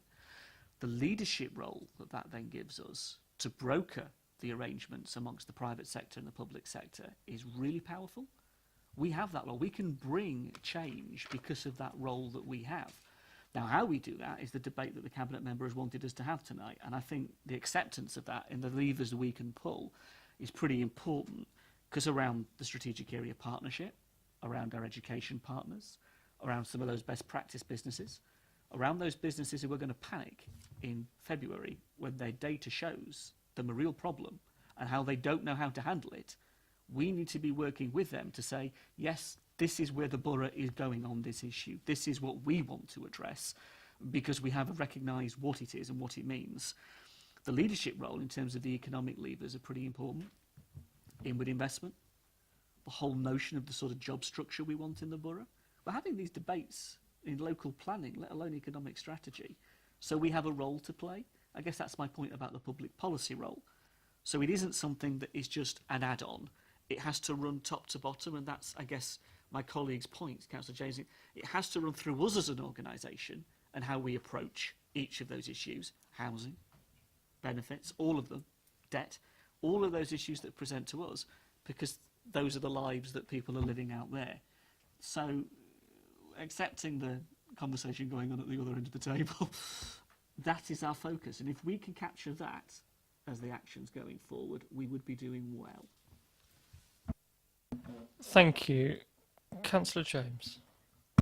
It was said that this isn't an issue about income. This isn't about talking about income. Well, it is talking about income tonight, because what we're saying is that if you look on page 22 at the table, that a man, a medium, in relation to medium, a weekly hourly rate, is that a man is earning £7, yeah. And if you look at the woman, the differential, so the differential in that means that their income is less. And what I'm saying is, if you look at all of the other statistics in the borough around housing, around benefits, and it's really interesting if you look at the benefits and how that is made up. And then if you look at who presents us to the CAB in relation to debt. If you look at this floating support service that we fund here, more women are presenting to prevent themselves from becoming homeless. Now, is that linked? We have an issue because women are on the lowest incomes, or because of the differential. I'm not saying this is what we're talking about tonight, but what I'm saying is the reality of the pay gap is there's less income for women than there is for men. Women are earning less money, so they're bringing less money in. Thank you. I mean, notwithstanding the semantics in language, I think we're all agreed that there is a gender pay gap. Yeah. Yeah, and I think the point that Councillor Rattigan is making is that it's pay, not income, but we're all agreed that there is a gap. Councillor Ashfield. I've just got a silly little question actually after all that. Those 40 companies, how many are we actively engaged with? 'Cause I hear about AWE and Fujitsu and the AA, but actually of those 40, how many do we know really well? At least half of them that we know very well out of those 40. I mean, we've got a good relationship with a large number of businesses, but obviously not all of them have got more than 250 employees. So I would say, I think, probably half of them, we've got a good working relationship. I think, for us, we can, I think, and I completely take the point, we have got a very important role in facilitating those discussions. I think, for me, there's only so much we can do. We can engage, we can invite employers to come to the table and come to the party, and obviously leading the way. But I think, we may find that some employers don't want to join in, and I think sometimes our scope of action can be quite limited. But I think absolutely we need that facilitation role is absolutely essential. That's what we do already. And I think for me, one of the points I want to pick up is obviously we're going through our kind of economic growth strategy development at the moment, and I think the growth strategy is very much about inclusive growth. It's about social mobility. So we're very much looking to how can we actually support all our residents, and not just women, but all our residents to access better quality jobs, better value jobs, bring kind of more kind of better sort of higher value jobs in the borough as well. So I think there's a gender pay gap, there's inequalities, but there's also, I think, looking at the population as a whole, and how can we actually support all our residents to move towards better income and better quality of life. Briefly, Councillor Rattigan. Just to say, I've been at a number of AGMs as a shareholder recently, and the element of the problems that the BBC had on gender pay were raised at a number of these, and I found them basically supportive of providing the data. Firstly, they have to, so they're being required to, but also there's a sense that they ought to be doing it anyway for shareholders, to make sure that people understand that they are better than the best. Now, not everybody is going to be better than the best, but we are moving to a time where I think it is under the microscope, and fortunately or unfortunately, the BBC have kicked this into some sort of action. So I'm hopeful for the 40 companies and those that are PLCs. Thank you, Daniel. I just want to kind of to specify about the 40 companies. Fujitsu, for example, has an office in Basingstoke that's got more than 250 employees, but it's basically a branch of the Fujitsu group. So the report was produced at national level, and I think the HR function that produced the report is probably not in Basingstoke, might be in London, in the north. So I think we may also sometimes find difficulties in bringing the HR kind of representative from a very large company that are not based in Basingstoke. I think that's why I just want I don't want to raise too many expectations, if you see what I mean. I think we will certainly try to bring as many as we can to the table, but I think there'll be factors that might prevent us from doing that. Thank you, Daniel. I think coming back to what we can do, I think Councillor Harvey's point about us being leading on thought leadership and our policy role is really important, and what Councillor Westbrook said about playing our part right at the beginning. International Women's Day is on the 8th of March, I think. Is there something that we can do around that? I mean, we're talking around different events and pulling businesses together. Is there something that we as a council can pull together in that week, say, and pull organisations in and talk to them about various different aspects of this and really start to share that information? I think that would be really valuable. Councillor Golding? Absolutely. Although Councillor Ashfield didn't want to wait until March, I do think that's a really nice idea. I think it already has a profile, International Women's Day. If we could attach something in terms of what we've already been talking about, so celebrating hardworking women, giving employers an opportunity to network, if we could hang some of that around an event that's already well known and recognised where we are celebrating women, I think actually could be really powerful. Yeah. Thank you. Councillor James? I think if you look at the theme this year for International Women's Day, it's around parity. And so I think it's linking to that theme. Each year there's a different theme that links to International Women's Day. And I think it needs to be more than what normally happens in this borough, because it's a small group of women that get together. And I don't think that is the right venue for a lot of women to come forward. I think we need to think differently. So I would welcome the opportunity to look at this and what we might do. And I think, I think it's really important to look at what other councils are doing around the country and other women's groups. But it's all about parity, and it links to, it's talking about pay. Thank you. Councillor Frost, did you have your hand up? Thank you, Chair. I would just like to say that I think it's all laudable, wanting to wait till March, but I have to say, regarding these 40 companies, we don't have time to wait. We ought to be really doing something now.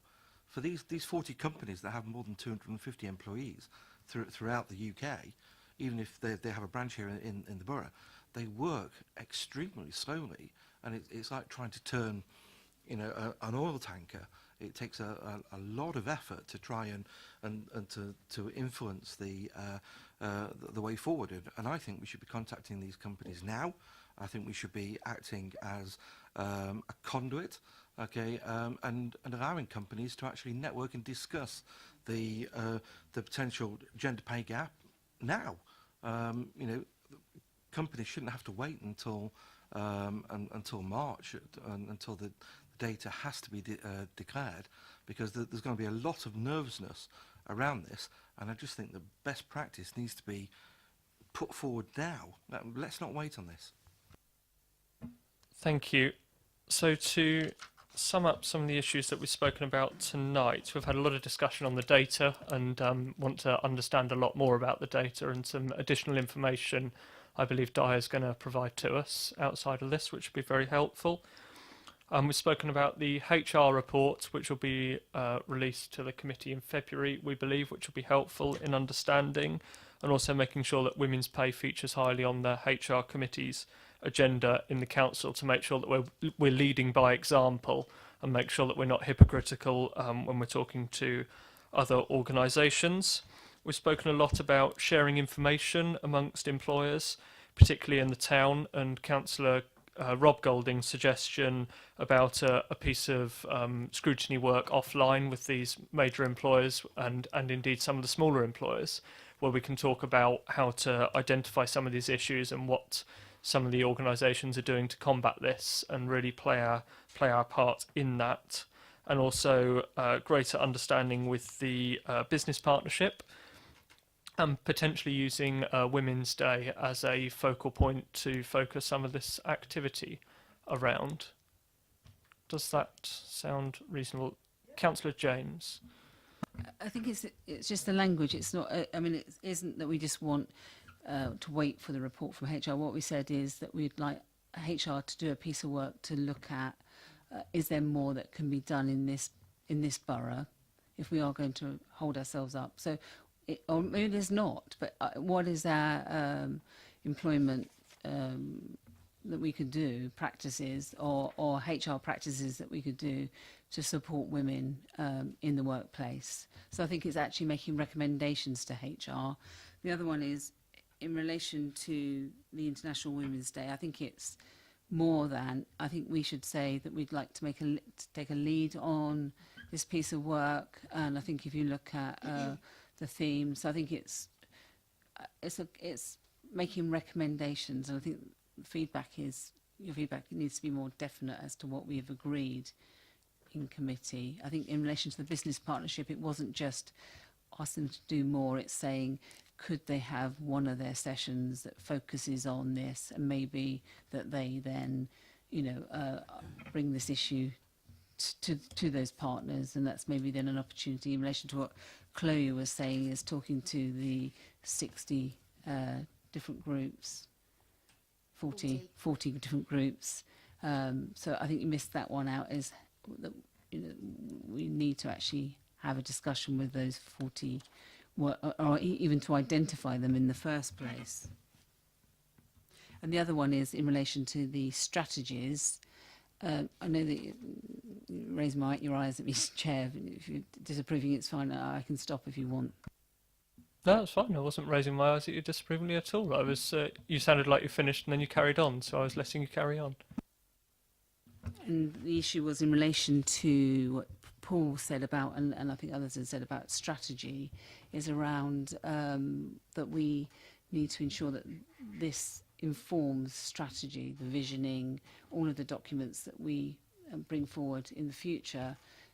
This issue needs to be informed throughout this strategy, throughout the work that we do as a council. Thank you. Councillor Frost. Thank you, Chair. I just want to say that I think the comments that have been made around the table are all perfectly valid. My only concern is again with maybe language, and the fact that I think you missed out. You know, we need something doing with a sense of urgency, and I think that's probably my main point. Absolutely. Councillor Rob Golding. You missed the point that we hoped that our own data would be available earlier next year. And I think, just to clarify, I think that if you really want to waste time, you put all 40 employers together in a room. I think quality is far more important than quantity in this. So whilst we need to get a move on, we need to work with the ones who we can, the good ones, and also, as soon as we know about them, the bad ones. I'm not trying to do everybody all together, but to do the things that will achieve the most good. And if you can reflect that in some way. Yes, absolutely. I think taking Councillor Frost's point about, the sense of urgency, I think if we're looking at companies of this size, I think we potentially would be looking at an event in March, and that would be if we started yesterday. And particularly taking the point about quality, we really need to be looking at a sample of these businesses, potentially ones that are located nearer, to take into the point that Daniel mentioned. If you've got a very large company who's headquartered up north or in London, it might be slightly difficult. So if we can start, we need to start somewhere. So getting something off the ground would be incredibly valuable. Councillor Harvey?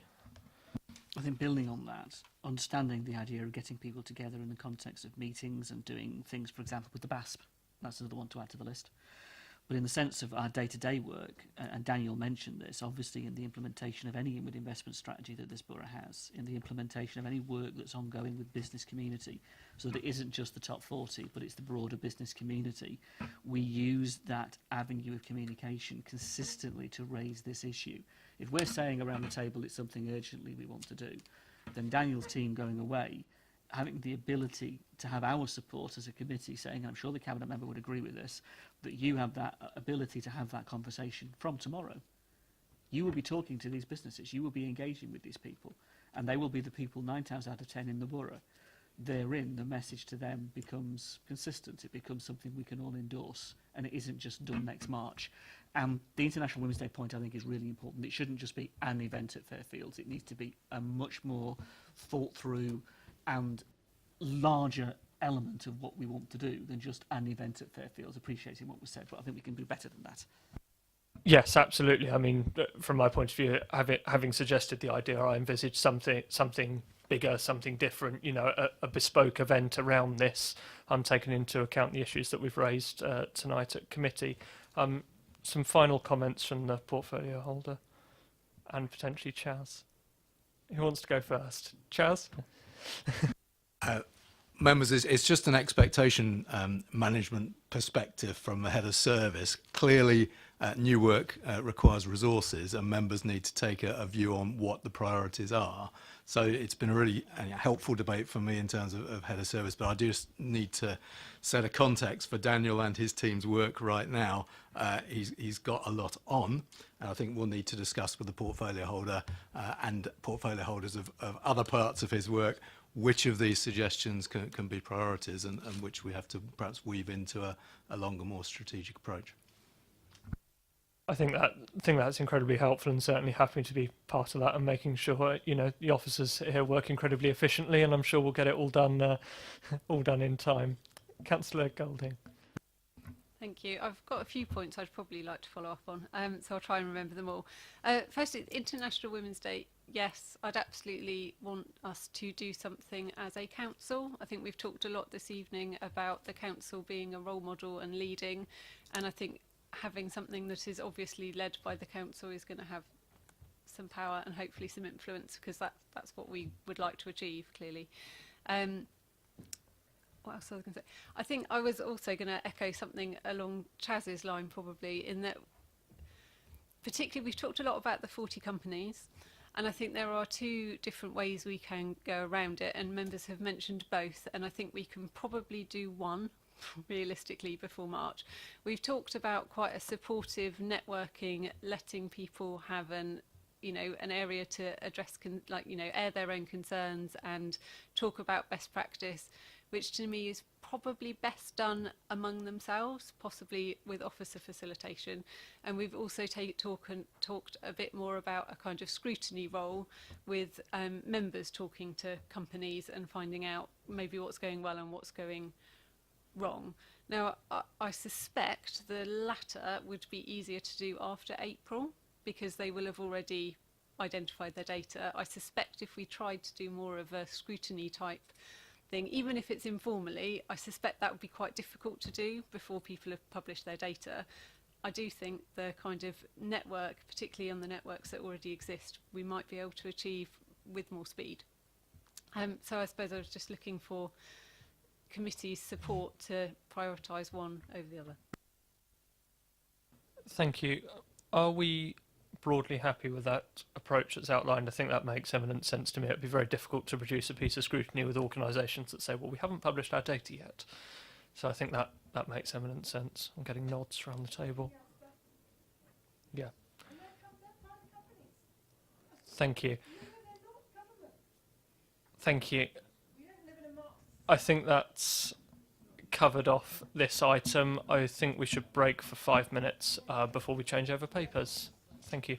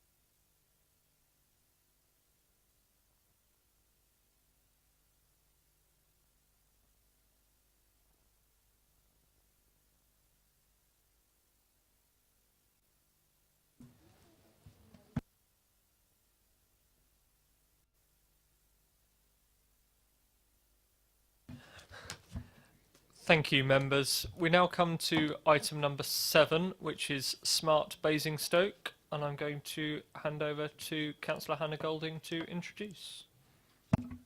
Thank you, Chair. Smart Basingstoke is a new initiative aimed at making sure residents in Basingstoke can gain the most from new and emerging technologies.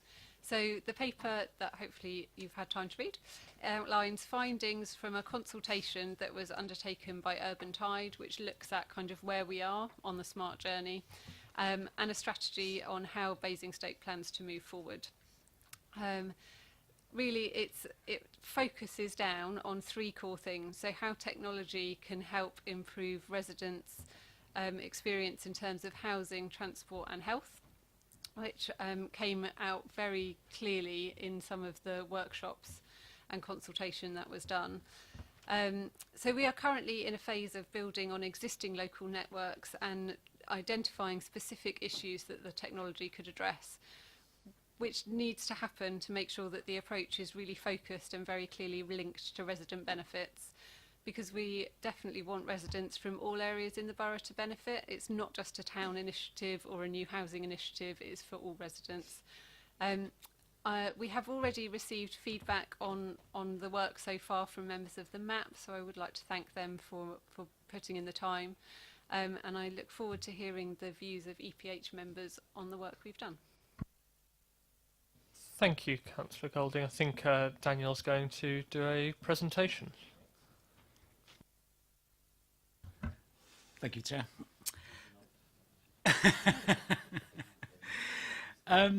Just kind of to give you a quick overview of the Smart Basingstoke project.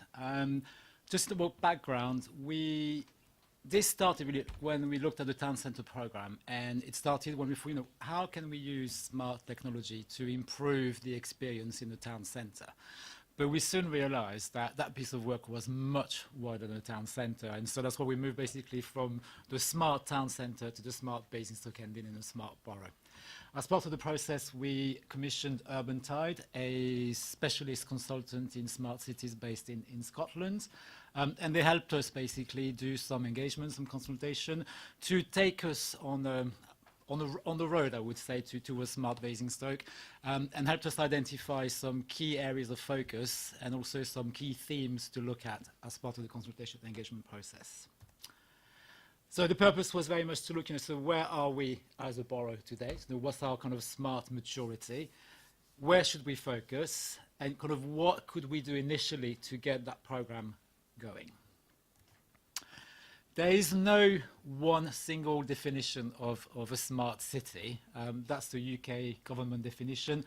But it's very much how basically data and technology kind of come together to support sustainability and quality of life and well-being and economic development.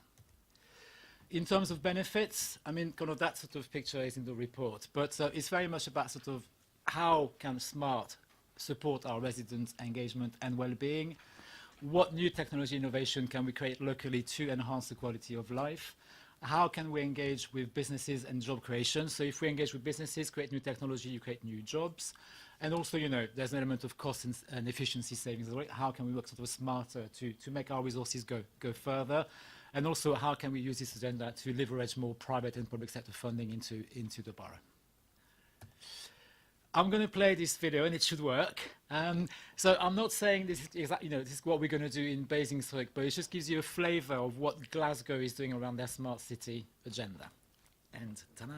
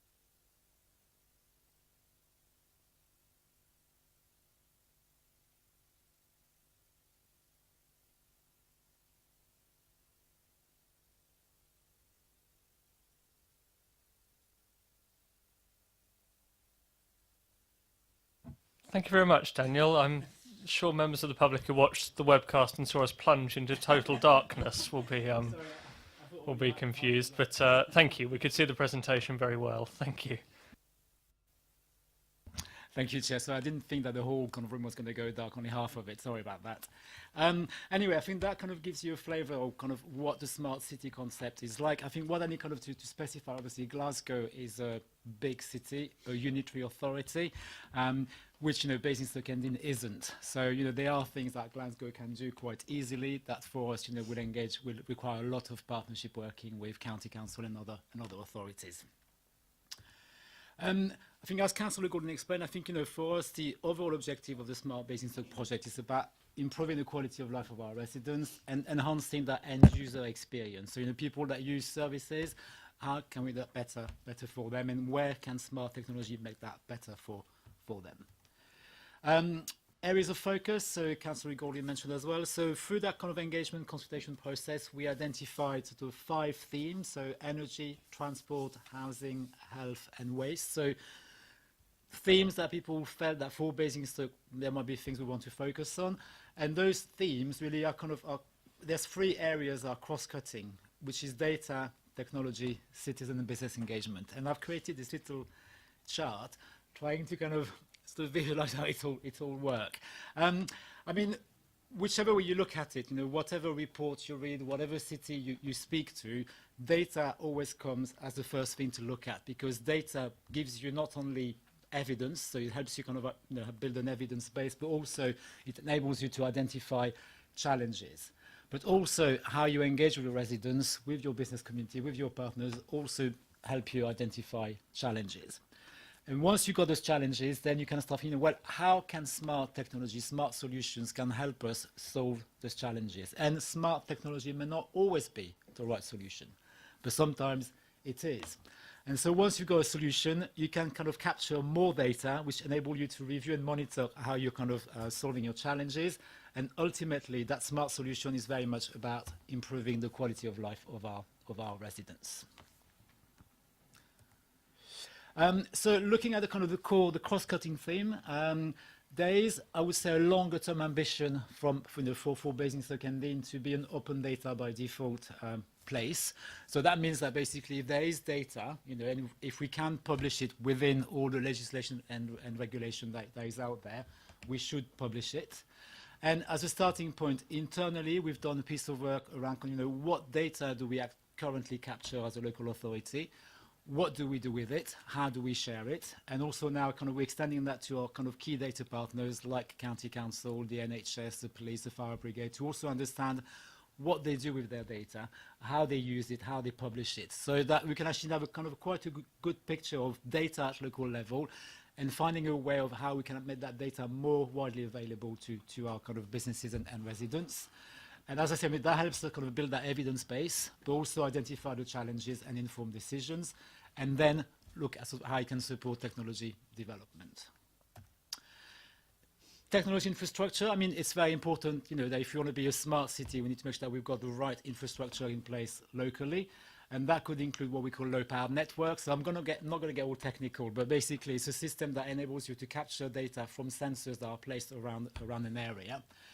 Sensor technology very important as well, because that produces more data as well. 5G, I think, Basingstoke has got an opportunity here to have something quite unique around technology and 5G. And I think, the smart technology can help you. I think Councillor Foss is. Oh, sorry. The smart technology can also help you identify, kind of where you can solve a challenge. So you've got your challenge. What technology can you put in place to solve that challenge? That enables to build that kind of smart ecosystem locally. So both in terms of having businesses, residents engaged in the system, develop some very kind of bespoke solutions to improve our resident experience, and also support business and job creation. Engagement, I think it's very important that we engage with our residents as part of the process. We do a lot of consultation at the moment with our residents. Can we engage more in the co-creation of our services? And at the moment we're doing a pilot using Dialogue app around the town centre. So how can we engage our residents to come up with ideas to the challenges we have in the top of the town? And also, making sure that we've got inclusion. So how do we include our citizens with the right skills and our young people as well? Opportunities. I'm not sure what's as part of the study, some kind of opportunity area were identified. Transport strategy, we're doing this piece of work at the moment looking at, what will the transport look like in the future in Basingstoke and in. So how can smart technology support that process? Many down development, how can we make sure that we've got a fully connected housing development with connected homes, connected appliances and so forth. 5G I mentioned already, I think it's quite a USP for Basingstoke, so how can we build upon the 5G in Basingview? And it's about kind of, providing some positioning and a USP for the place as well. Finally, I think in terms of considerations, there's an element of leading by example. I think, if we expect, our place to become smart, well, we need to also kind of be smart as an organization. We need to make sure that we've got the right evidence to look at the challenges and then inform our decisions. We need to make sure we're targeted as well. I think, I've looked at places that have looked at the smart city agenda, and sometimes they're distracted, I would say, by the technology and might think, oh, that looks nice, that looks interesting. But I think for us, it's very important to stay focused on what we actually want to use smart technology for. The partnership working is a very important element. As I said, we're not a unitary authority, so we'll have to work with lots of external partners. It's a long-term process, but it's not going to happen overnight. And I think it will require some sort of culture change, both internally and externally. Next steps, so we continue to kind of engage wider. So talking to external partners, talking to internal officers, talking to businesses and so forth, to start identifying some kind of local challenges and then start thinking of sort of what solution can we put into place to solve those challenges. And that's me done. Thank you very much, Daniel, for a very comprehensive presentation. Do members have any questions? Councillor Frost. Thank you, Chair. Thank you very much for a wonderful presentation. I did like the video. Okay, it certainly was nice to be educated through another medium. The one question I have is, you talk about the borough as being almost effectively Basingstoke and the town centre. A lot of this stuff is great for the town centre, and I like the idea of the open data, etc. But how do you see this translating to some of the rural areas, where certainly places like, for example, North Waltham in my ward, where you actually have the mast that supports the telephone data, okay, on the other side of a hill. There's a hill between us, okay, and you can only actually get a mobile phone signal at the top of the village. Okay, you go down near the duck pond, okay, beautiful as it is, lovely place to relax, and it's very tranquil because no one can get a mobile phone signal. A lot of my residents are on, half a G rather than 5G. How do you see it translating for them? What's in it for them?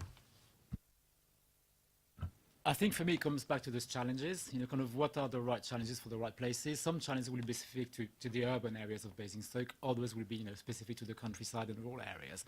And I think the connectivity is one element where rural areas are more affected, I would say, than urban areas. And I think as part of the smart agenda we are looking at kind of what alternative solutions can we look at, to support the rural areas where super fast broadband is not available, where there are issues with kind of connections for access to kind of mobile connectivity.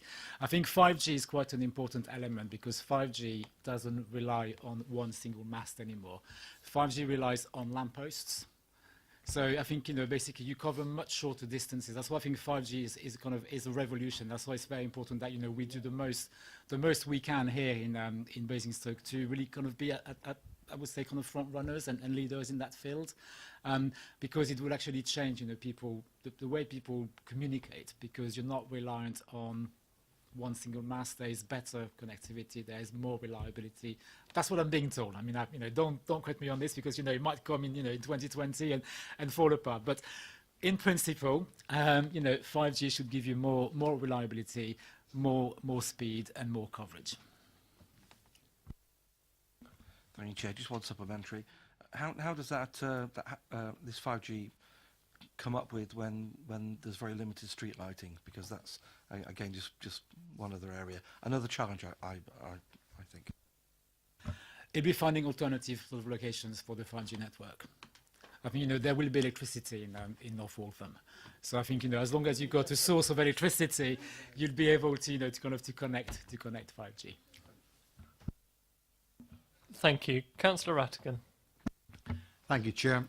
Firstly, I'd like to inform Councillor Simon Bound of where you've been at the duck pond, because every time he tries to get you, he can't get any contact with you. So he'd be delighted. Comments about 5G, I have to say, are a planet away from where people are in Ashford Hill, in Wheathold, Hannington, and we don't have streetlights. What else can we use in the road furniture to get people a decent level of conductivity to the internet? Because unless we solve that problem, we are going to miss out on business opportunities, on leisure opportunities, and the opportunities that we as a council need to take on board of our ability to report in things, to have your own app to report fly tipping or grass not cut or verges got litter on them. It needs to be a two-way street, not just allowing us to connect with the world, but connect with our own borough. I want to see where that is in your smart city, your smart agenda, where you think you can feed in. I don't want people in Headley worrying about a hospital appointment or a doctor's appointment. Can we have technology that will allow a doctor to come up on screen and have a consultation there in their house? That's what we're looking for.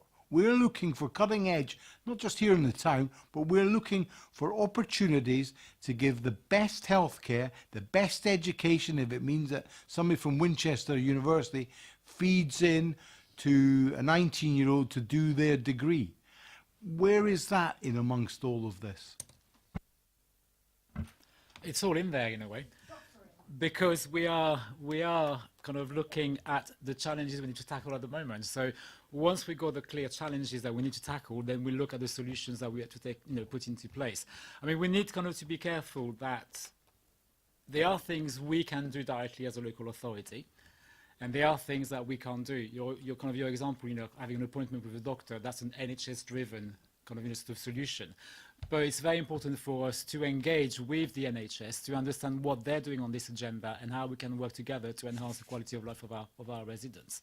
So absolutely, I think everything you mentioned, it is part of this agenda, but we need kind of to be sure, is that the main challenge for Basingstoke, or is something even more important, Basingstoke and Dean, or is something even more important than that? And where should we focus our efforts initially? Microphone, Daniel. Oh, sorry. I'm conscious that we're focusing slightly on tech, which we shouldn't be, but I mean, Councillor Rattigan spoke about what can be used in the microphone. I just put it on because I was supplementary, Chair. In a moment. I mean, you meant about street furniture. I know that they use lampposts in the town. Is there something, I know a lot of the rural areas have phone boxes, and the phone boxes I know could be adopted for £1, and lots of parishes have used them to adopt and put defibrillators in them because BT will provide the power supply. Is there something that can be done through the infrastructure there? As I said to Councillor Frost, if you've got access to power, you need access to power basically to power the 5G network. So you don't need automatically a lamppost, but somewhere to basically have a nodule, if you see what I mean, that kind of transmit the network, the radio network. Councillor Hannah Golding wanted to come in. Thank you. I just want to say I appreciate the kind of frustration that's coming about rural connectivity. I suppose one of the reasons it doesn't feature as heavily as you would like it to in the report is because actually it's been part of the council plan for a while. It's not a new thing. So it is part of my portfolio, rural broadband. It's a very important part, and actually, we've put aside extra money to help these communities, and we are tied by all sorts of things that I've learnt lots about since taking it over in May, such as state aid and delightful things. But there are several bits that we have been able to support, and there are several projects that are supporting rural communities get connected, and that is very active work. perhaps I appreciate could have featured heavily in this report, and we can take that on board. But that doesn't mean it's not going on. It absolutely is going on, and we're looking at all sorts of different solutions. We've got 3 different projects where people are working with us, and each of them are going to be connected in a very different and very innovative way. And if you want to follow that up for your communities particularly, Andy Dowling is an amazing officer who works very hard and has honestly been following this through for the last 3 years, if not longer. And what he doesn't know about rural broadband and your options, I'm sure there isn't actually to know. Thank you. Councillor Rattigan.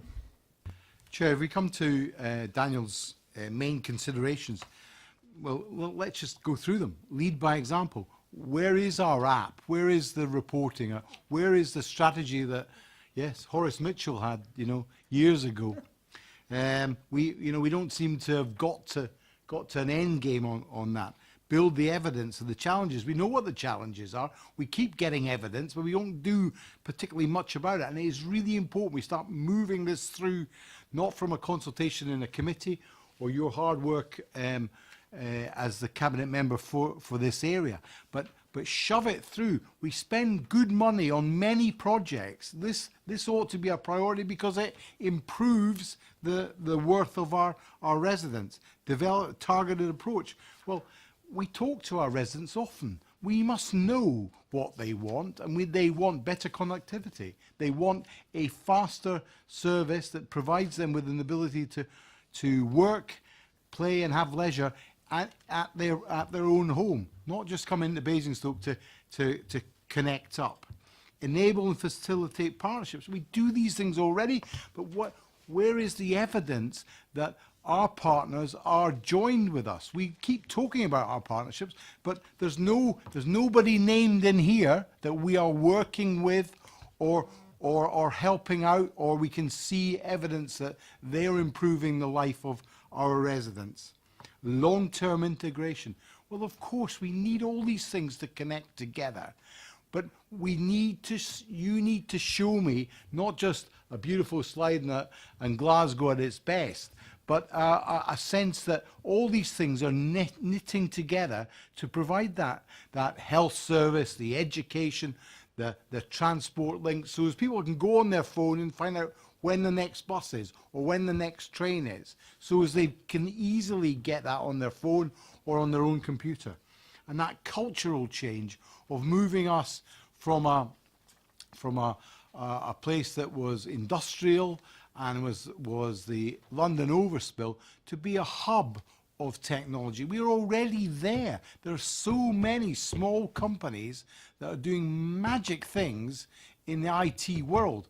Why aren't we bringing them on board and saying, what with your new technologies, your thought processes, your embryo status, you've got the fast ideas to improve Basingstoke for the whole of the people who live in this borough, not just with all due respect to my colleagues in Basingstoke, but for the whole borough. And that stretches us down to the Test in the south, and all the way past Mark Raffel's office. Yeah. And well, we use Newbury as a site. There's nothing in this that says our partnership with West Berkshire. My residents use West Berkshire as their waste disposal. That for them is really important, to know the hours that's open. But it's not on an app that we've got. We ought to be developing stuff to improve the quality of life within this borough. And this is great, but we need to see the action on the end of it. Yes, absolutely. We are in the early stages of our journey. So that's why you probably haven't seen many things happening. But if you look in the report, there's an action table, things we are doing currently. I think for me, we need to also make the difference between the Smart Basingstoke project, which is about Basingstoke and Dean as a whole, the place, and the digital transformation, which is about the council. They work hand in hand, but I'm focusing here on the Smart Basingstoke project, so kind of the wider sort of engagement piece. But I think, you mentioned how we engage with our startups. Well, just 2 weekends ago, we had a hack weekend where we actually engaged with local tech people to create solutions. We're talking to one company to move this forward as part of the Basingstoke Festival. We're organising another hack weekend in the spring focused specifically on 5G and Internet of Things to then yet again have some clear challenges and get our local tech people to come up with those solutions. We are talking to, I was at the Transport Partnership meeting last week to talk to transport operators to understand what they're doing. I'm talking to BASP on Thursday this week to understand kind of what the NHS, the police and all of those are doing around the smart agenda. So we are doing all this at the moment to kind of to gather basically all the pieces of the jigsaw so we can actually have a clear picture of where, you know, where we're going and where we should focus on. Because I think for me it's really important that we don't get distracted, and I think, you know, we need to be very clear, you know, this is what we are going to focus on, and, you know, they are baby steps to make. I think, you know, we need to start small and get things going and then build upon that as we go along. Then Daniel, can you tell me what your quick wins are? What are your imminent deliverables on this? Because I would be interested in that. So hack weekends are quick wins. The data piece at the moment, that should be a quick win in terms of understanding what we do and how we do it. We are looking at demonstrators in the borough at the moment as well. So how can we improve the car parking experience of our residents, working with industry partners? We are talking also looking at putting in some bid for funding to government to look at 5G connectivity in Basingview and create a living lab to basically enable all that technology to develop. So we are doing things at the moment. Thank you. Councillor James. I want to pick up on the smart examples on page 79, the technology in the home to support independent living, for example, sensing a lack of movement or alerting if the kettle isn't switched on by a certain time in the morning.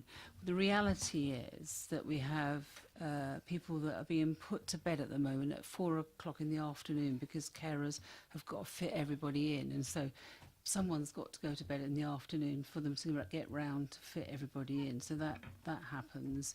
We also have a budget at the moment. I think it's £56 million is being cut from adult social care budget.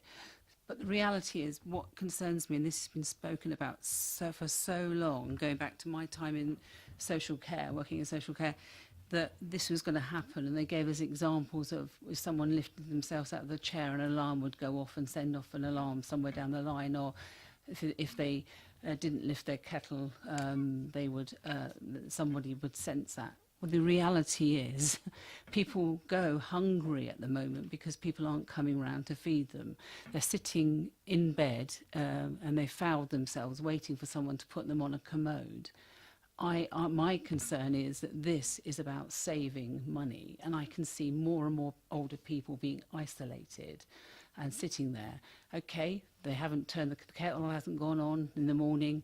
It didn't go on in the next morning. Who's going to go round and turn it and actually do something about it? The reality is we've got a £56 million cut happening in adult social care, and this. What concerns me here about smart technology is that this is going to support more and more older people going without and being more and more isolated and not getting the support they need in their own homes.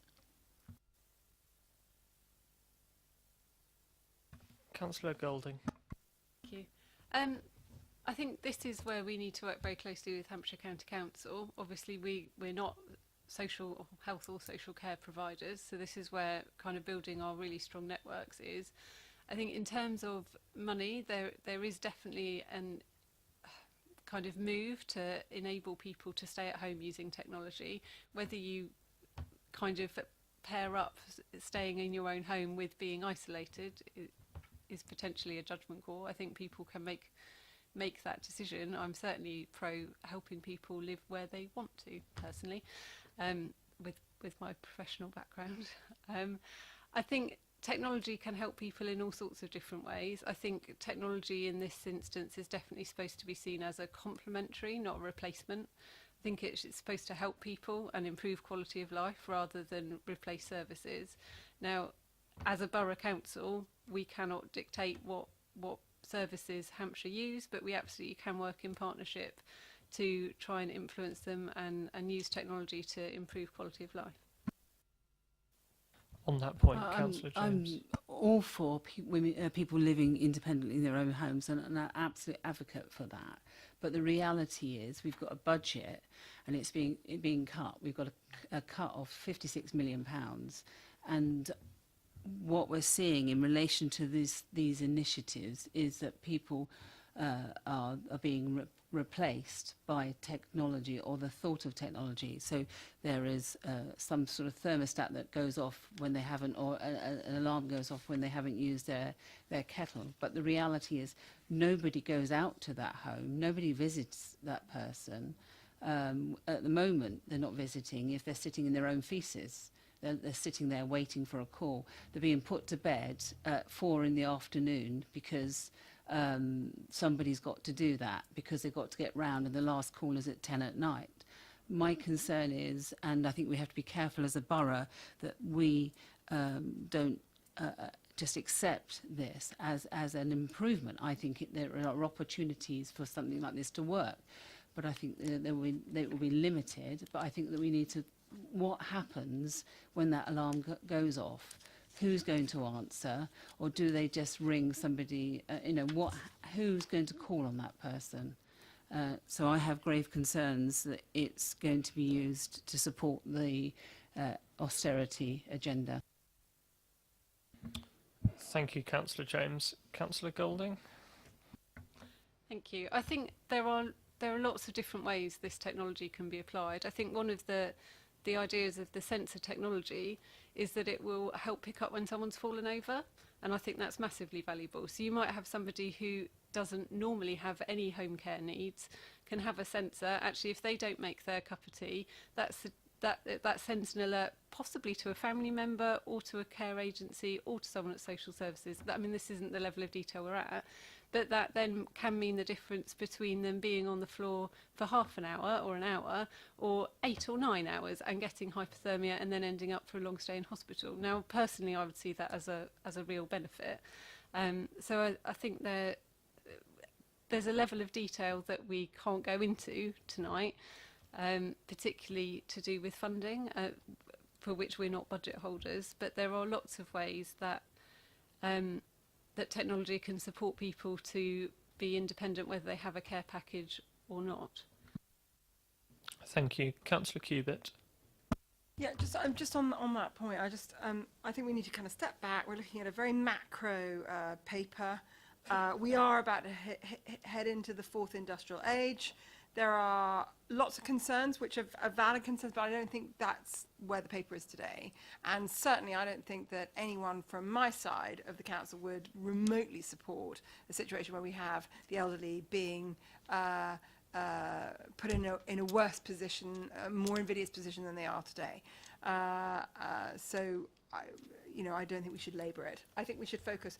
What I would like to question is the privacy issue, because that for me, and the Big Brother, we might have a kind of a Marxist government in situ in a year's time, and Big Brother and Marxism and kind of is not something that kind of fills me with a huge amount of warm, glowing feelings. I think it comes down to the care that you take into kind of the data you use. Obviously, there are a lot of regulations in place, both in terms of information security and data protection. Obviously, GDPR is coming in May next year, which is even more stringent as kind of how you can use and collect and publish data. So it's about data compliance. So as long, basically that we are quite clear as an authority that we are data compliant, that we only publish what we can publish and not, not publish anything that we can't publish. I mean, that's kind of how we basically look at the privacy issues. I hear you, Daniel, and that's great to state that. But just as a record, firstly, there's a huge assumption that we'll be forever in a benevolent environment. Secondly, there's a huge assumption that government is competent and capable when it comes to data.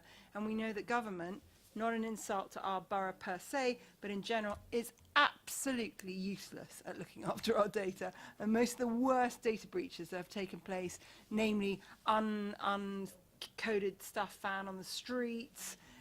So the aspiration's great. This is a macro paper. For me, the thing that is the most important is that I want to be a free citizen. I want privacy.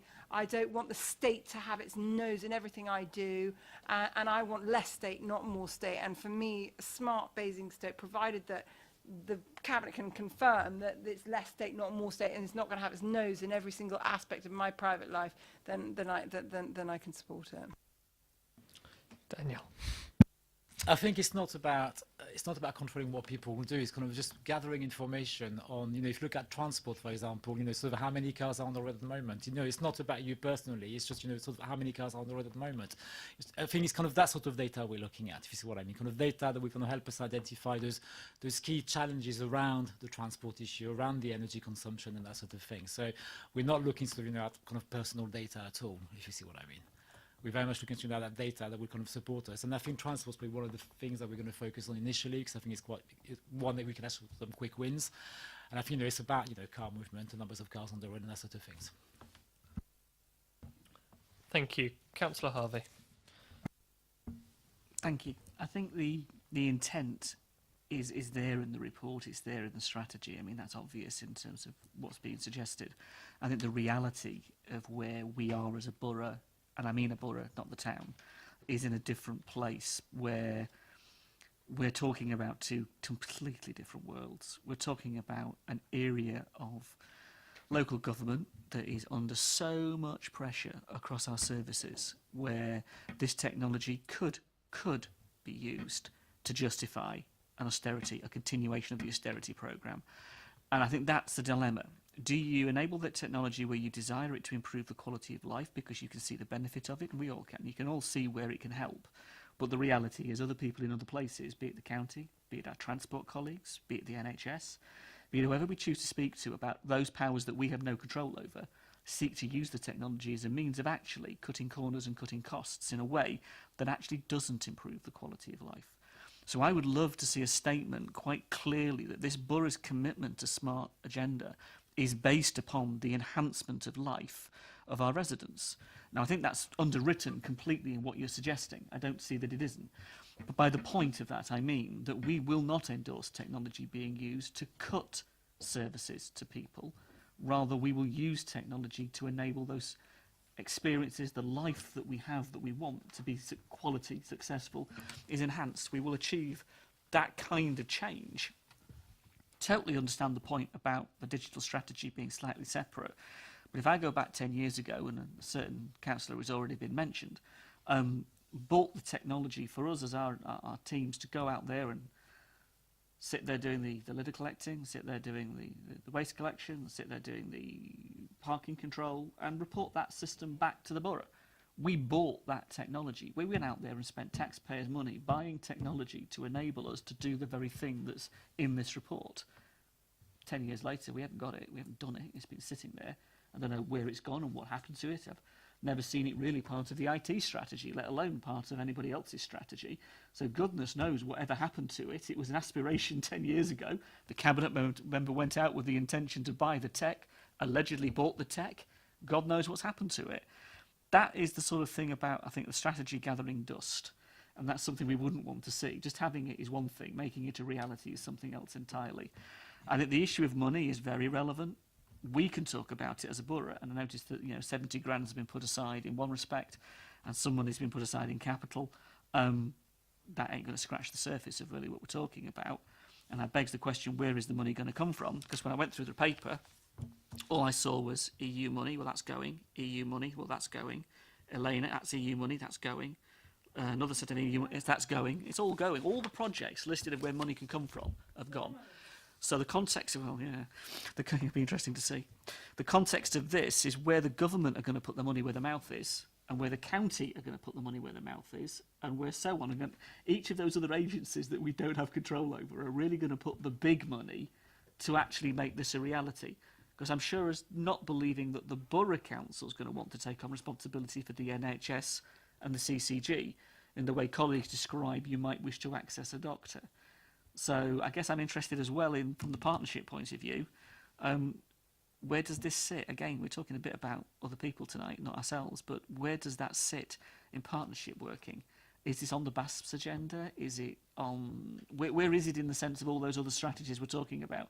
Again, it was a one-liner in the 2050 thing. It didn't really have a home in the 2050 thing in the way that we're describing tonight. It was kind of like an add-on in that strategy's context. And the final point I wanted to raise, really, and picking up the Marxist government point, I could quite happily point to the Trumpian nightmare on the opposite side of the equation. It doesn't matter in terms of government what it matters. It doesn't matter in terms of the government what it matters in terms of the liberty issue, and I think the data compliance issue. These other agencies contain an awful lot of data. The county does, the NHS do, and Transport do. And where you seek to integrate it, and where you seek to join it up, what I'm interested in is the clarity of control in a way that we may well have access to data, so how is that access controlled? We may well seek to use data, so how is it used, such that the user is giving permission, and it isn't simply the fact that where they live dictates that they have given permission. I think there's a whole range of compliance issues that we need to get into and understand. And I appreciate what you're saying, Dan, about us not using it, but all those other agencies do. None of this is going to be realised without you having access to actually use the data to achieve the end. And I guess at the moment, legislatively, and also in terms of what the county, the NHS and Transport do, I'm a little bit worried about that. I don't see the controls yet in this, and they need to be there in parallel. It needs to be some sort of parallel process so that we can have confidence in that. So just pick up on your last point around, I think, around data sharing. I think it's all kind of through protocols, kind of what data and how you share it. I think there's kind of agreements in place already. I think GDPR provides a very clear framework on how you can and can't use data, and that's coming into force May 2018. Partnership working, absolutely. It's not something that we can do alone. We have to work with other people. In terms of kind of where does this agenda sit, I think it's a cross-cutting agenda. So it's not something that kind of sits in isolation somewhere, but it does sit with BASP, because we've got some of the key partners around the table. It does sit with the transport partnership and our transport operators. It does sit with our kind of local business community as well. So I think it's very much a transversal agenda, I think. And for me, that's kind of when I talk about long-term integration in culture change, I think it's very much kind of focusing on that. How can you actually integrate the smart agenda into everything we do? And I think going back to the point, I think it's not always about technology. Sometimes just changing the way you do things is working smarter without kind of bringing in sort of fancy or expensive technology. In terms of the funding, yes, EU funding is going, but government at the moment is making a large amount of money available for smart and Internet of Things, so we're looking at tapping into that. There's a lot of kind of work we can do with industry partners, because industry partners are looking for places that want to kind of to move forward this agenda. And basically, for us, if we can use Basingstoke as a place where we can get free demonstrators, great, let's do it. And I think, it goes back to kind of to focus, in terms of resources, kind of what do we want to focus on, where are the kind of initial priorities. We can't do everything at the same time, so we'll have to prioritize what we do, and it's kind of where we look at how we can actually target the funding sources that we may need to support those initiatives. I don't know if you wanted to. Councillor Harvey. Just very quickly, then one area I think we could consider concentrating on, and where we have got best practice to show and to develop, would be in the jobs growth and economic growth agenda, where you could see this developing quite important networks for our business community, and that would have, I think, direct benefits. I think the whole economics agenda, forget the county side of things, I think the economic agenda for us is something we can control and we can develop, and we can do something quite profound on that would support our business community. I'm not saying you're not, I'm saying that's where we should focus. Thank you. Councillor Rattigan. I'd like to pick up the libertarian point. I would like to see less intrusiveness into people's lives. So the point Councillor Harvey made about giving permission, I'd like to make sure that our residents are on board with whatever we do in their name and to them. Yeah, absolutely. There's no question of that. We have got to live in a liberal democracy where people are free to choose what happens to them, and if they don't like something, they can opt out of it. It needs to be that. We can't impose this. It needs to be a framework that people want to buy into to enhance their lives, and that has to be the area where all of this smart Basingstoke is. It has to be an enhancement of where we are. Where it goes from here, I would like to see this come back with our partners on it. interaction that you've had with others, so as we can show a timeline of progress where you see those quick wins having either won or been close to fruition, where you see the jigsaw that we are, how we're fitting in with other people's pieces of the jigsaw, how we are making a bigger picture on the basis of that.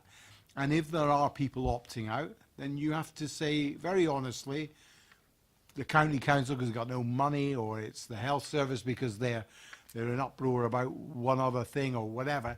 If they're opting out, you need to tell us, so as we don't focus our attention on an area that we're going to get no hope of moving this agenda forward. So I think there's a piece of work for you to do here, Daniel, if I'm honest, and I know your workload's already been highlighted tonight, but I do think because you've got this work already in front of you, if you just pare it down to what's happening now and how this with your cabinet member can be brought forward and improved, then I definitely think this is something that we can all get on board, not just this committee, but the whole of the council, because I think genuinely a smarter Basingstoke is a better Basingstoke.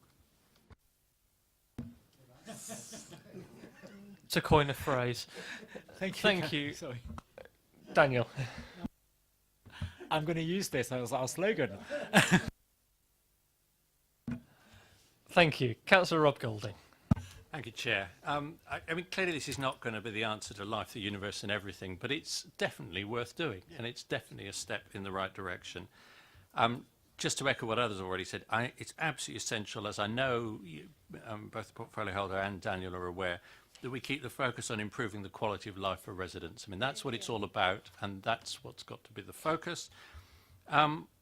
It may take a while for 5G to reach Oakley, where I live. It may take even longer to reach the more remote parts of the borough, but we surely need to talk up 5G. It's a great opportunity to attract business to Basingstoke and to make life better for residents, not just those who live in the town centre, but those who would come from further afield to work in the town centre. So we've got to make the most of that.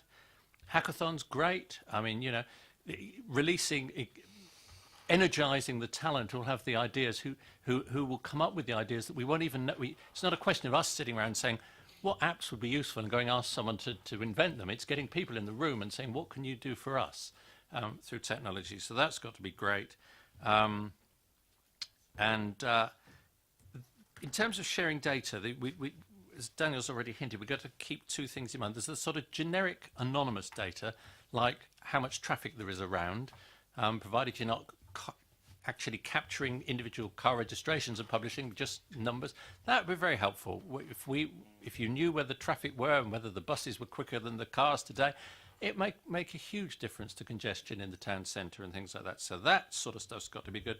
And the key, and I endorse the ambition to be an open data council where possible, subject to privacy and all those things, because until you make the data available, we won't know how people out there could use it. That's the key thing to data. If you hide it away, it never gets used. You make it available, clever people will think of clever ways of using it for the benefits of our citizens. But I think we shouldn't rule out the use of personal data. I mean, 20 years ago, central government was talking about greater use of technology, and one of the ideas floating around then was whether we could somehow make it easier for people to renew their car tax by making data about their insurance available to the car tax people. And that was terrible. You know, that's private data. But it came in. I wouldn't want to go back. I mean, I don't miss the days when I stood in a queue in a post office to renew my car tax. It's a couple of minutes online and it's done. So, you know, with the right safeguards, even sharing of personal data with the right partners is worth doing, and with our conditions imposed on it. So I'm for all of that. And in terms of the borough tech, I don't know whether it's the tech that Councillor Harvey was alerting to, but certainly our parking attendants have handheld tech, and that's been very useful because you couldn't pay by telephone without the parking attendants being able to use the handheld tech to check who paid. So again, some of it's already there, and I'm sure there's a lot more we could do. So keep going. There's some good stuff here. Thank you. Councillor Cubitt. Just on the data information, just something really, really important to leave with the portfolio holder and Daniel, is that we all know that one of the reasons why the big tech guys are worth billions and billions and billions, and it's because they harvest data. So if we are going to go down this track, we need to be aware of the fact that the data we're collating, be it anonymous or otherwise, has huge financial value. And I don't want us to be going around giving it to people for free so that they can then monetize what we have created supposedly for the benefits of our residents. Thank you, Councillor Cubitt. We can absolutely take that on board. At the moment, it is yet another thing that's in quite an early stage, and we are looking at all options.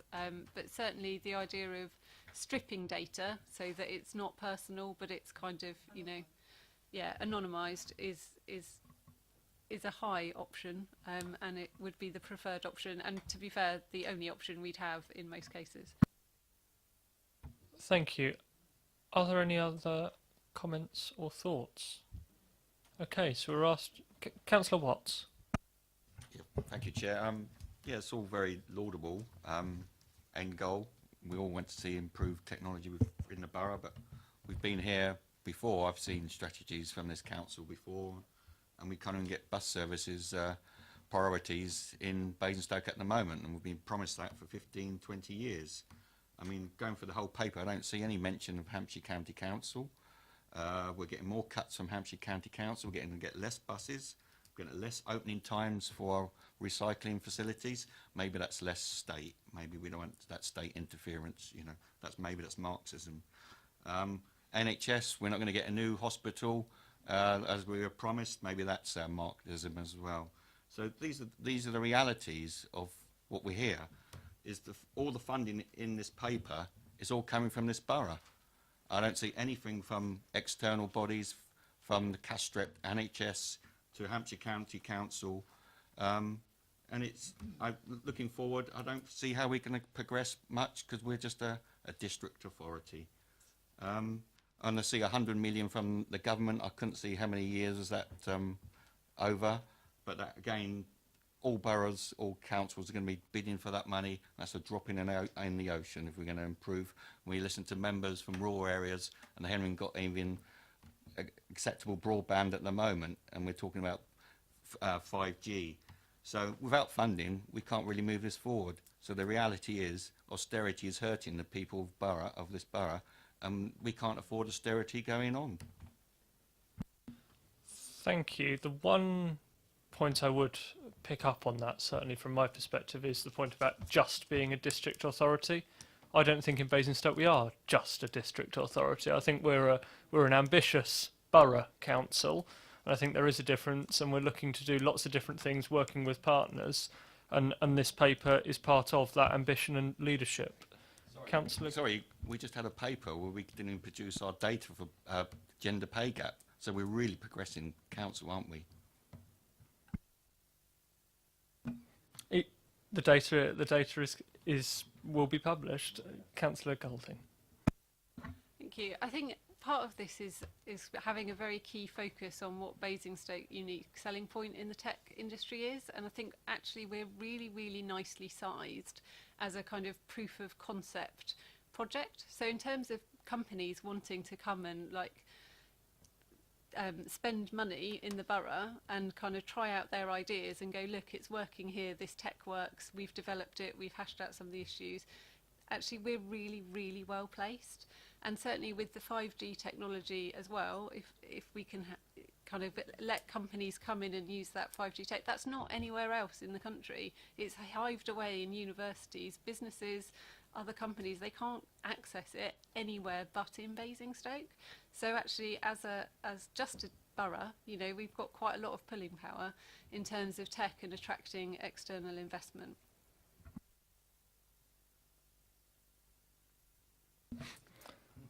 Thank you. I think that probably concludes our thoughts on this item. We've spoken a lot about data and best practice and protection of citizens' data. We've talked about ensuring that the data doesn't play a part in allowing other organisations to further cut services. We've spoken about the importance on the rural element of the borough too, because we are Basingstoke and Dean. We've spoken about this powering the economic agenda, which is something which in particular we have a lot of influence over, because we are the authority for that as opposed to some of these other areas. We talked about ensuring that residents are signed up for this agenda, talked about ensuring that we're realistic on the items of work that we look at, and we've spoken about hackathons and their importance of getting young people together, or not necessarily just young people, but getting people together to channel ideas for the benefit of our residents. Thank you very much. I think that pulls item... Yes, Councillor Cuban. You've just actually really reminded me of something major, which is the third age university, because we have been talking about an environment where we know a lot of elderly are completely at the moment outside, and we don't want them to be further prejudiced by technological interventions going forward. So we do absolutely have to be aware of the third age in this whole equation. Thank you. I think that's incredibly valuable, and I think Councillor Golding probably will say something on that. It's no accident my portfolio is digital innovation and inclusion. That is very, very important, and we do have lots of people working in terms of digital inclusion, and we're looking to support them and broaden that out. I work getting disabled people using tech. It's obviously one of my personal priorities as well as a portfolio one. Thank you, and thank you all for attending. You're welcome to stay and listen to us discuss the work programme, but if you want the rest of your evening, you're more than welcome to it. Thank you. That was just for officers and the portfolio holder. So if we move on to the work programme, in January we have the SIL governance and spend process, affordable home ownership, and the review of regeneration work. In February, we have management companies and the outcome of further analysis of office to residential permitted development. In March, we have the bid annual update, Basingstoke Town Centre health check, of which I am aware the description is a typo, and the draft transport strategy. In the items to be timetabled, we have improving housing standards, which is still to be timetabled. We have the AA and abstract, of which I have letters which I will sign soon to invite the organisations to come and speak with the committee, and that will be in the new year, and those letters will go out, but it's subject to our next full council meeting when we agree the diary dates for this committee next year. The Horizon 2050 update, I have been informed by the lead officer for this that due to the fundamental nature of a number of the comments that we raised at committee, that rather than bringing that back straight away, they've got a lot of work to do, so they're going to hold a number of member workshops on that subject in February time, I believe. So I think that's probably a good way forward, in that they can really give members something to get involved in and really shape that, because we did have a lot of fundamental revisions to that, and then that will come back thereafter. We look to add the annual monitoring report to the work programme, and I would suggest looking at the timetable that we look to bring that in February, and then we've asked the officers to ensure that comes back annually thereafter, and I'd suggest probably January is the right time for that to come annually thereafter. The other item which we have is Councillor Isaac's attendance at this committee to explain the council's landowning position with regard to affordable housing at Manydown, and the portfolio holder has advised he could either attend the January or March meeting of this committee. So I don't know if members have a view. Councillor Harvey, you did put your hand up, so... And others are saying on the table, but we're saying January because it will overlap with the SIL agenda, and I think that's incredibly important. In which case, I will formally invite him to January. Are there any other questions on the work programme? Was that a hand, Councillor Ashfield, or was that... No? Councillor Watts? Just, I didn't attend the last meeting, and I did look at the agenda, looked at some of the papers, but we don't seem to be debating the centrally imposed housing increase figure on Basingstoke and Dean. We've increased our housing numbers by over 100, so over 1,000, I believe. Hang on. Before you go, Councillor Cubitt, Councillor Watts, can you turn your microphone off? Thank you. On this, no work programme suggestion form has been suggested by any member of the council. I know from the portfolio holder, who certainly has given, I believe, an update went to all members from the planning team. I believe Matthew Evans sent that out when it was first mooted. It is a consultation document from the government on a new formula, and in particular Basingstoke is numbers go up due to the affordability modifier, and I believe that the planning team have responded or are responding to the consultation to refute the new standard methodology, thereby sticking to our agreed local plan number of 850 dwellings per annum. If that's a statement on that. If members wish to see that come to this committee, then I'd encourage somebody to submit a work programme suggestion form, and I'm sure we can look at that in due course. Yes, Councillor Watts. So why would we need to submit a work programme when the government are centrally trying to impose a higher housing figure on us? It's fundamental that it should come to this committee, this council, that we should debate it, if it's consultation or not consultation. It's basic. We spent years debating our local plan, coming to that that figure of 850, if I remember off the top of my head. Now the government have got this growth agenda without paying for the infrastructure, and they want to impose another 100 units on Basingstoke and Dean. So I think it's a fundamental thing that we shouldn't have to put a work programme in. It's government changing the goalposts. This Marxist government centrally imposing figures on imposing housing figures on Basingstoke and Dean, which is going to be the housing figures going to be. I thought I'd get them going. Well, we talk about centralisation, and this government is doing centralisation on the housing numbers. There you go. It's going to be a top-down figure from this government, and we should be debating it as a committee. Thank you, Councillor Watts. As I mentioned, it is a consultation, and you mentioned that government moved the goalpost, therefore it should be discussed. I think we will find that government changed the goalpost on every single policy idea that you could possibly think of every single day, and we wouldn't be able to discuss all of those. I understand it is an issue that members care passionately about, but a briefing went out from the head of planning on this item. Also, the portfolio holder has been in touch with members to talk about their views on this subject. I know that a number of members have submitted views on this to the portfolio holder and to officers because they are concerned about it. I know that groups of members have discussed this and informed the officers on the portfolio holder on where their position is. But the fact remains that no member has raised it previously in this committee, and nobody has submitted a suggestion form. Nobody has even suggested that this committee looks at that piece of work prior to your suggestion this evening, Councillor Watts. Councillor Cubitt. Is Councillor Watts actually wanting to ask you to put into the work agenda that the Labour Party in Basingstoke do not want more houses than 850? Is that what he's saying? I don't know what Councillor Watts is saying on that particular subject. Councillor Watts has not yet told me what he's saying. Councillor Rattigan's hand was up next. Councillor Watts, can you turn your microphone off, please? Chair, just to say, if that was the light bulb moment, it was only 1 watt, frankly.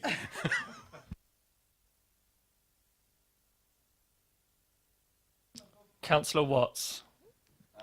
The reality is that this government is imposing a higher housing figure on this Basingstoke and Dean than the last Labour government when you lot went to war over the South East local plan. And we, as an authority, should be debating it, quite frankly.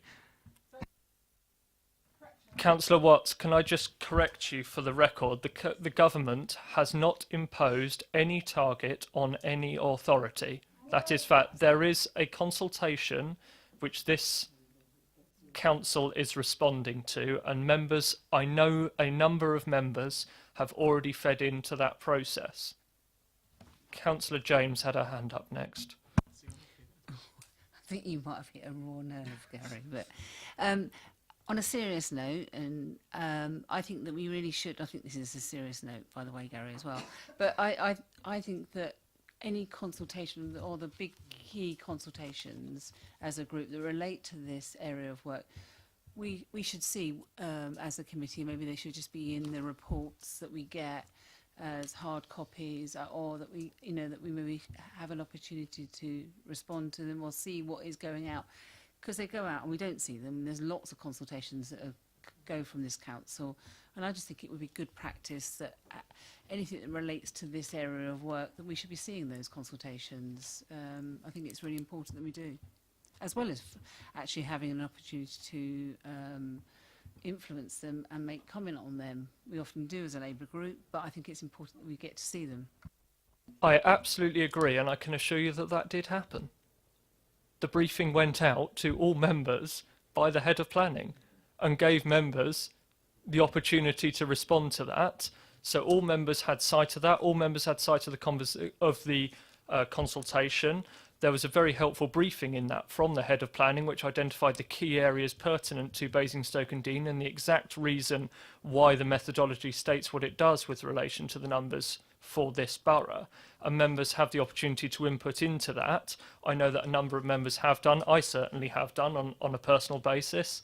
But if members wish to put a suggestion form that it should come formally to this committee, then I'm happy to take that up with officers. But certainly I know a number of members have already engaged on this. Councillor Rattigan. I'd be happy to debate the numbers if the Labour group give us the number that they would like to propose for Basingstoke and Dean, and then we can debate that number. I'm quite happy with that. I think at the risk of bringing this to a conclusion, thank you very much, Councillor Watts, for your suggestion. The consultation is ongoing from central government. This council is feeding into that consultation, and the head of planning has sent a briefing to all members, which members are able to feed into.